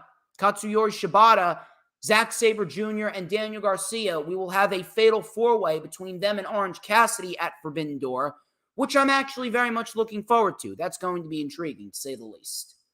But Death Before Dishonor, that's shaping up to look rather interesting. Death Before Dishonor, we got Kingston and Claudio. We got Mark Briscoe and Samoa Joe. We got Willow Nightingale and Athena at Death Before Dishonor. We got ourselves Daniel Garcia and Shibata. Not really sure who the Lucha Bros are going to face. Probably the Kingdom. But that's a solid 5-match lineup. We're probably going to get the Embassy on the show. They're probably going to face either the Righteous or the Dark Order. Wouldn't mind that at all. Would not mind that in the slightest. But we got a lot of intriguing material on Ring of Honor's side. Chris Statlander, she took on Taya Valkyrie for the TBS Championship, and Chris Statlander once again delivering a very good performance here on AEW Dynamite. So Statlander with a moonsault off the apron, Valkyrie with a shotgun dropkick, sending Statlander to the floor. Coming back from commercials, Statlander with a big knee to Taya Valkyrie. Nice Michinoku driver for a 2. Taya then with a wing clipper to Statlander. We had a discus lariat by Statlander for a 2. Taya with a spear and a nice sliding German suplex. Statlander and Valkyrie were up top. Statlander delivered a superplex, and then she rolled through into the Wednesday Night Fever, and Statlander gets the win, as she should, over Taya Valkyrie in a competitive match. And Chris Statlander, she's doing her thing, man. She's doing a thing with the TBS Championship, and I'm enjoying what we're seeing. I'm very, very happy that she got this opportunity, and I'm very, very happy that Statlander is finally off and running with that TBS championship. We should have gotten that long before Double or Nothing. Eddie Kingston, he came out to address the crowd. Moxley came out too, and he goes, if they stand against you, you destroy them. And you drew a line. Kingston said, no, you drew the line. You started teaming with that scumbag, talking about Claudio. So Moxley got in Kingston's face, and Kingston said the fifth man is Tomohiro Ishii, the Japanese Frankenstein, to say the least. We had the Blackpool Combat Club swarm Eddie Kingston, and they swarmed Ishii as well. Brian then took the mic, and he said that Okada is not coming out. I guess I'll just stomp Ishii's face in. All of a sudden, we hear the coin drop. And Kazuchika Okada comes out, and we get a face-to-face with Brian. Yuta attacked. Brian accidentally hit the Busaiko knee on Yuta, and then he dodged a Rainmaker. Kazuchika Okada said, all right, you don't want to get the Rainmaker? Fine, I'll just Rainmaker your young boy over here. And Yuta was hit with the Rainmaker. I am telling you right now, I was watching this. The match hasn't even happened yet. And I already have chills. Already, I fucking have chills. Absolutely unbelievable. I cannot fucking wait. I can't wait. It's going to be fucking good. It will be fucking good. Trust me. Cannot fucking wait. It is going to be a sight to behold. It is going to be a sight to behold. If you are not excited about this match, you're not a pro wrestling fan. And I don't even mind that this match is main eventing. I don't even mind. Awesome show this week. Dynamite, once again, the best show of the week. SmackDown. Wish I could say the same about SmackDown, but SmackDown fucking sucked. There was nothing on the show that was anywhere near close to important whatsoever. We had some decent wrestling on the show, but do you care? I don't care. There's no heat. There's no heat. There's no genuine intrigue. They've done everything that they possibly could to get everyone excited about Money in the Bank, and I just don't care. I really don't care about anything that we see on Raw or SmackDown. I just want to get to Money in the Bank at this rate. Now, next week's SmackDown looks good. We got 2 title matches, but I don't really give a shit.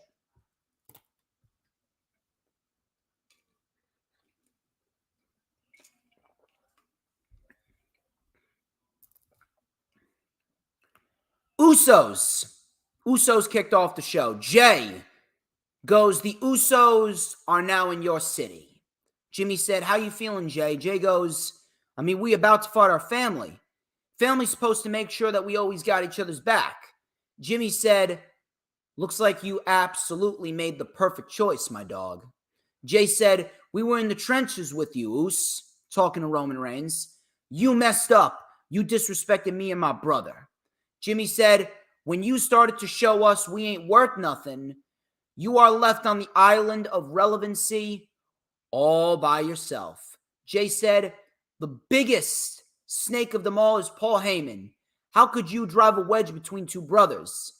Now we going to war with our family, and you looking at the best tag team in the world. O2 Arena at Money in the Bank. It's lockdown. Welcome to the Uso Penitentiary. Probably the best thing on the show. Probably the best thing on the show was this promo with the Usos. After that, you could have tuned out. Could have turned it off. Turned it off, tuned out, whatever. LA Knight. LA Knight. Guy's fucking over as shit. The only man that should be winning Money in the Bank is Mr. LA Knight. Yeah. Rey Mysterio took on LA Knight. This was originally supposed to be a triple threat match, actually. It was supposed to be a triple threat match with Escobar, Rey Mysterio, and LA Knight. That didn't happen. Why? Because Vince McMahon's changing the script left and right. So, Rey was in control early. He had a 619 on LA Knight, but LA Knight rolled out of the ring. We had a baseball slide splash by Rey Mysterio. Coming back from commercial, Rey with a seated senton and a springboard crossbody for a 2. LA Knight then with a diving elbow drop for a 2. Ray with a tornado DDT. Knight caught the 619. He reversed a handspring bulldog, and then Knight hit blood force trauma. And Knight gets the win with the BFT. Knight wins the match, and he won clean. He won clean. Who would have thought? So if he wins clean here and he looks weak on the next go-home show, the show next Friday, it looks like LA Knight has a better chance of winning Money in the Bank than he did this week. Solo Sikoa, he was in the back. He ran into Ridge Holland, and he delivered the Samoan spike to Ridge Holland, which resulted in a match with Sheamus later on in the show. Ronda Rousey and Shayna Baszler versus Alba Fire and Isla Dawn. This was a unification match for the NXT Women's and WWE Women's Tag Team Championships. Now, normally I would be shitting on this, and I'm going to shit on it. But I'm going to be quite honest with you. The match wasn't as bad as I was expecting. The match was not as bad as I was expecting. I'm actually a little shocked. I don't know what it is, but it's almost as if Ronda Rousey is actually trying in there.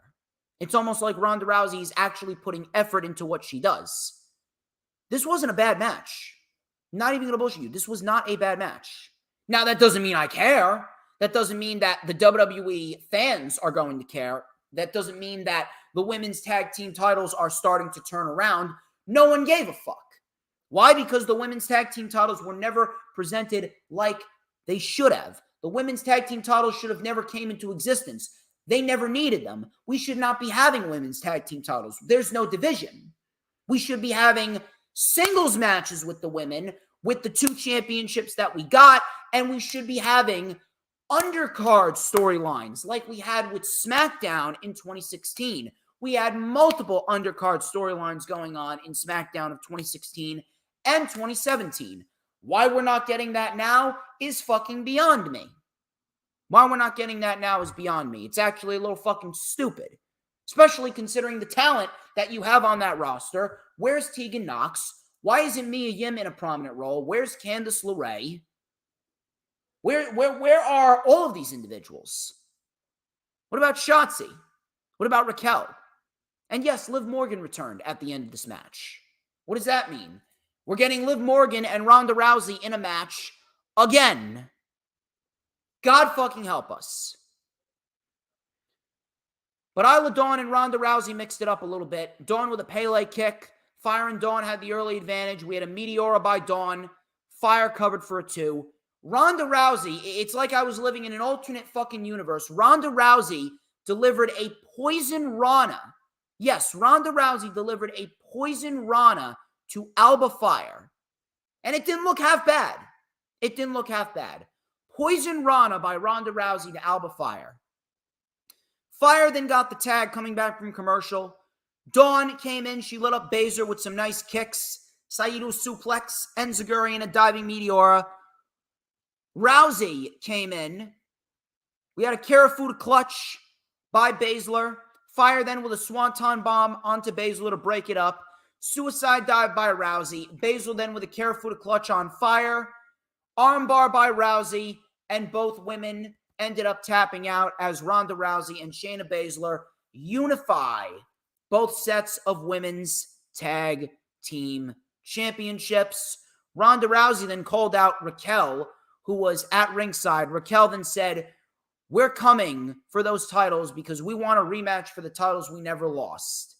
Shayna asked, "Who's we?" And out came Liv Morgan. The match itself was not bad. Ronda and Shayna actually matched up fairly decently with Alba Fire and Isla Dawn, so I will give them credit. Both teams did fine, but no one gave a shit. Why? Because the fucking women's tag team titles are worthless. But I will give them credit. They had one decent little match. They had a match that wasn't terrible, but no one gave a fuck. Who cares?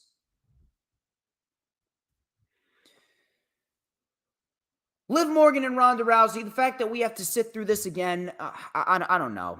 I really don't fucking know. I'm really fucking sick and tired of this shit. I really am. I really am. I really don't understand why. I really don't understand why they just keep on going back to the same shit over and over and over again, as if we didn't get enough of Liv Morgan and Ronda Rousey at Extreme Rules 2022. As if we didn't get enough. Grayson Waller effect with Pretty Deadly. Yes, boy. Less promo work for Pretty Deadly because they really need to work on their promo work. And the Grayson Waller effect, we need to ditch this shit. We need to get Grayson Waller in an actual wrestling ring because whatever he's doing now, it's not working. It's not working at all. Grayson Waller effect, it's been the same shit every week.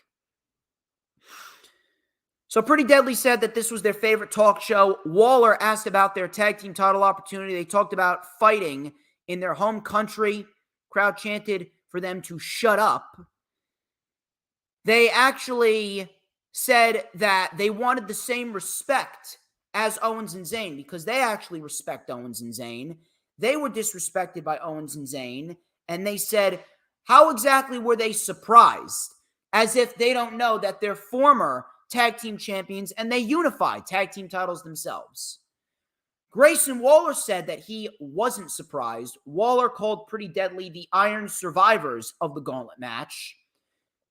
So they reveled in their victory. They listed all the teams that they beat.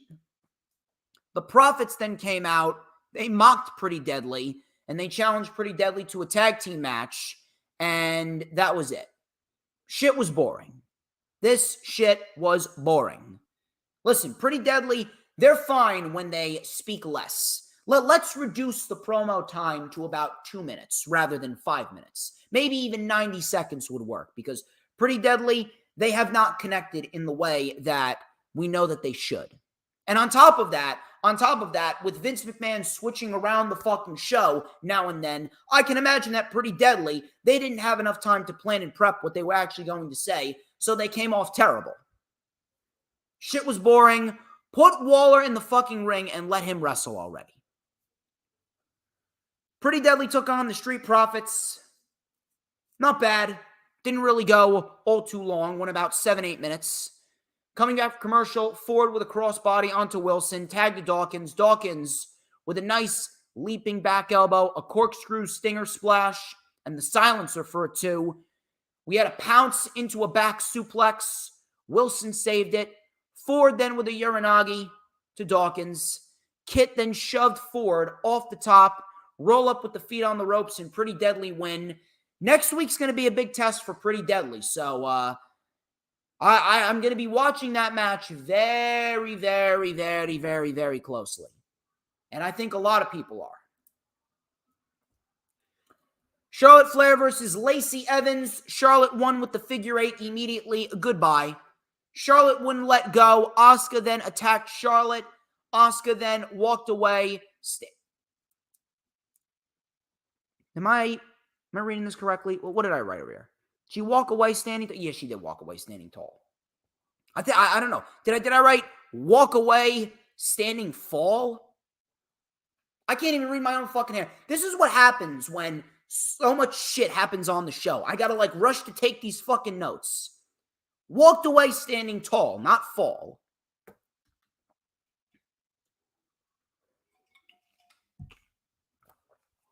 Solo Sikoa. Solo Sikoa versus Sheamus. Sheamus was in control. Flying clothesline off the top. Solo then tripped Sheamus up on the apron. Coming back from commercial, Sheamus with a clothesline. He mounted a comeback with a big slam. 10 beats of the Baldwin. Super kick by Solo. Punt knee by Sheamus. Solo kicked out. Sheamus with white noise. Solo kicked out. Solo with the Samoan spike. Uranagi on the table and a hip attack through the barricade. And Sheamus was out cold. Sheamus was out cold. So after Sheamus complained that WWE dropped dropped the ball on the Brawling Brutes. Try saying that 5 times fast. Drop the ball on the Brawling Brutes. Drop the ball on the Brawling Brutes. I guess it's pretty easy. But they dropped the ball on the Brawling Brutes, and Sheamus was very, very vocal in saying that, And here comes WWE, and they pretty much bury him in a match here with Solo Sikoa. Afterwards, the Usos came out, delivered double super kicks to Solo, and they stood tall as we go into the Bloodline Civil War match at Money in the Bank.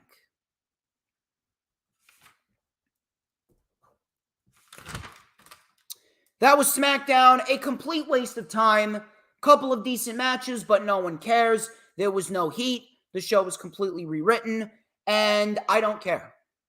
I don't care. I just want to get to Money in the Bank because at least with the premium live events, we actually get good premium live events with WWE.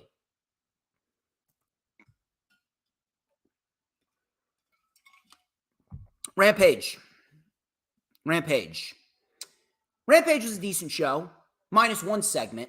The fucking Acclaimed segment with fucking Harley and QT Marshall. That shit fucking sucked.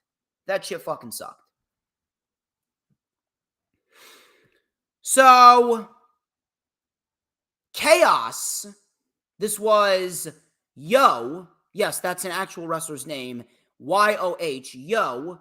Rocky Romero and the Best Friends. They took on United Empire and Swerve Strickland. This was Kyle Fletcher, Jeff Cobb, and Will Ospreay. So, action was hot and fast-paced.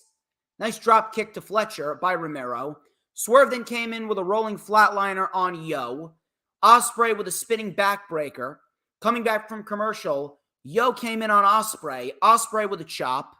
Corkscrew enziguri and a bridging necklock suplex by Yo for a 2. Soul Food half and half combination by the Best Friends. Big lariat by Rocky. Chicago was very, very hyped. So we had a Falcon Arrow by Yo. Swerve then broke it up with a house call. We had a punt kick by Romero. Cobb then came in with a sidewinder suplex. We had a nice sidewinder. And then Will Ospreay came in with the hidden blade right to the front of the face. And Will Ospreay with the 1-2-3 gets a win going into his match against Kenny Omega. Obviously, Will was not going to be losing going into the IWGP United States title match with Omega. United Empire are fucking great. And I would love to see United Empire versus the House of Black at some point. Adam Cole, baby, he came out to address the crowd, but he was interrupted by MJF. This was MJF's first Rampage appearance. And he goes, "Cut my music. Thank you, Adam, for giving me the confidence to accept the match against Tanahashi. And I got you booked in a match at Forbidden Door against Filthy Tom Lawler." So Filthy Tom Lawler and his partner, I didn't get his partner's name, they attacked Adam Cole. All of a sudden, Adam Cole, he was locked in a double submission, and MJF was mockingly taking off his watch. He goes, "Oh, I'm sorry, I just bought this. Hang on, buddy. I'll be right there." So MJF, being the prick that he is, he's taking his time. He's taking off his scarf. And then he goes, "Oh, darn, I'm coming to save the day, but I almost had him." So Lawler and his partner ran off. And he goes, "Good luck at Forbidden Door, partner." So obviously the tension is building up. And this really wasn't much of anything. This was just a means of getting Adam Cole on the show and a means of getting Adam Cole on Forbidden Door. Some people were saying that this match actually looks a little underwhelming. And to that I say, I actually agree. It is underwhelming, but at the end of the day, there's not really much more that they could have done with Forbidden Door. This, if anything, we didn't need an Adam Cole match on Forbidden Door. This match was put together just to get Adam Cole on the show. And if you take a look at it on paper, with all the other fucking matches we got Tony Storm and Willow Nightingale. We got CM Punk versus Satoshi Kojima. We got Will Ospreay and Kenny Omega. We got Tomohiro Ishii, the Elite, and Eddie Kingston versus the Blackpool Combat Club and Shota Umino. Then we got Bryan versus Okada. I mean, MJF and Tanahashi. You take a look at all those matches from top to bottom, and in the end, there was no way that this match was going to stand out on paper. It should be a decent match. But I think we're all under the impression that the real meat and potatoes with Adam Cole throughout the summer is going to be this program with MJF and whatever happens between him and MJF. That is what is going to be the main thing to watch out for. Because this match has got to be, it's got to be a match that goes into All In. It's got to be. It just makes sense. The Acclaimed, they beat a bunch of jobbers. Arrival and mic drop. Harley of QTV then came out and she said that she was a musician. The crowd chanted, "Who are you?" She wanted to join the Acclaimed. The crowd just fucking booed her to death. Booed her to death. So Billy said, hell no. Harley actually did her own rap. She actually was going Eminem style there for a minute. So after that, we had Harley saying that Bowens might be into her. Bowens said, if you don't know, I'm gay. And we had a he's gay chant by the crowd, which, again, is fucking stupid. I mean, the fucking agendas and these fucking narratives are fucking terrible. Now, there was a report that the Acclaimed actually got booed out of the building, but it wasn't the Acclaimed, it was Harley. If anything, I was actually hoping the Acclaimed were booed out of the building. These fucking child grooming agendas and these fucking narratives with Pride Month. This shit is fucking unnecessary. It really is. Who fucking cares? I don't give a shit if you're a guy that sucks off another guy. I really don't. Keep that shit out of pro wrestling, okay? Focus on the shit that actually made you popular. Fuck Pride Month. QT Marshall and Aaron Solo actually came out, and QT said, you know, Caster, I preferred your gimmick in 03 when the You Can't See Me man did it. Oh, and by the way, he didn't have his head up daddy's ass in order to get over. All of a sudden, one of the masked men unmasked himself to be Johnny TV, a.k.a. John Morrison, Johnny Mundo, Johnny Impact, Johnny Elite, whatever the fuck you want to call him. John Morrison, a.k.a. Johnny TV, came in, and Johnny TV is now aligned with the QTV crew. Listen, I think John Morrison, Johnny TV, Johnny Nitro, whatever the fuck you want to call him, I think he's great. I think he's awesome. I think he's highly underrated, if you ask me. He's highly underrated. But at the end of the day, you're pretty much putting him into a fucking dead group. This segment fucking sucked. It was not needed at all. The whole rapping shtick was not needed. You could have easily gotten by with having QT Marshall and the QTV crew just outwardly attack the Acclaimed and then debut Johnny TV right then and there. That would have been a hell of a lot better. We didn't need any of this rap shit. John Morrison, Johnny TV, is a very good wrestler, as is QT Marshall. QT's a very good wrestler, and he can get heat when he's given the opportunity to. That was a nice little 2-line promo that he cut. Nice little zinger. I didn't mind it, but the guy's a dead act. The guy has been a dead act for years. He's a bum. He's a jobber. So you pair Johnny TV with these two, it's automatically a terrible place for him. He is not going to go anywhere. Maybe he doesn't want to go anywhere. Maybe he just wants to be on television. Maybe Johnny TV just wants to do his thing. Maybe he just wants to be in front of the camera and help out the younger talent. I don't know. But either way, I didn't give a shit. I don't. I like Johnny TV. But this is a dead act from the jump. It will never get over. If they would have taken that out of the show, Rampage would have been a hell of a lot better. Not to say it was overly horrible, but this was not needed. This was probably the biggest negative on Rampage. I'll tell you what wasn't a negative, though. Sky Blue and Anna Jay.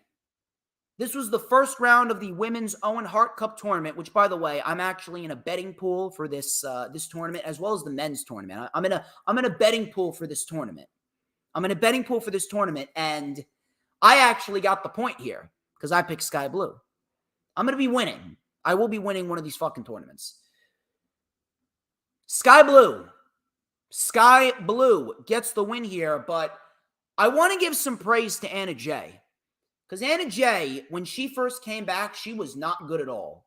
Very sloppy, very clunky, but in recent weeks, her match with Julia Hart And then this match here with Sky Blue, Anna Jay didn't look half bad.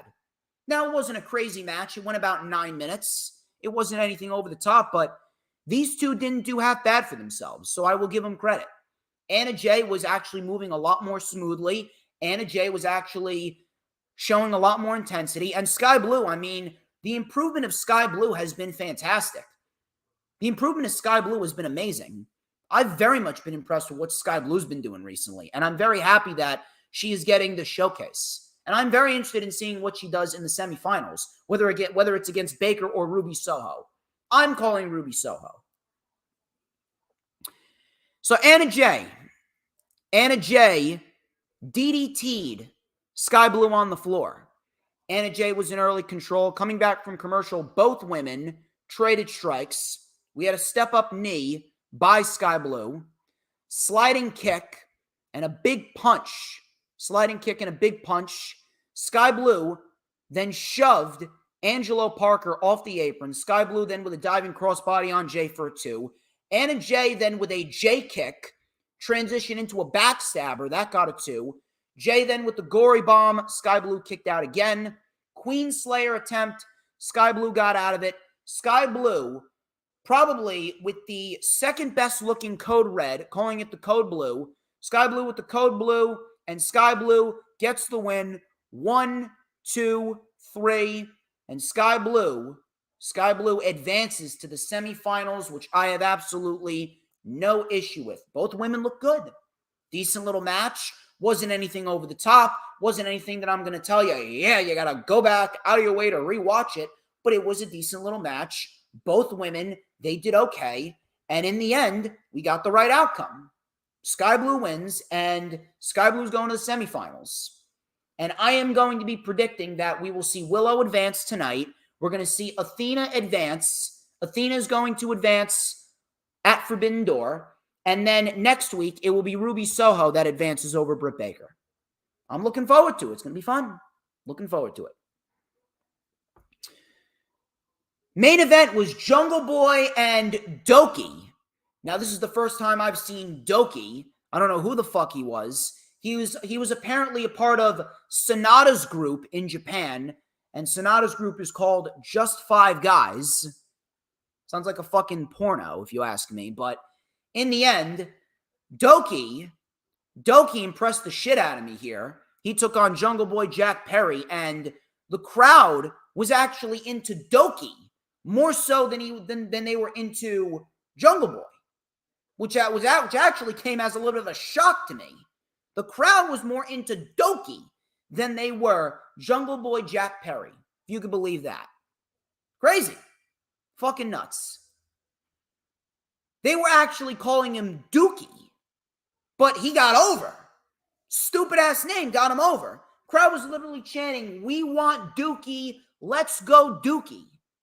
This match went 12 minutes, and Dookie actually stole the fucking show here. Dookie was probably the best aspect of Friday night. Dookie was legit the best aspect of Friday night.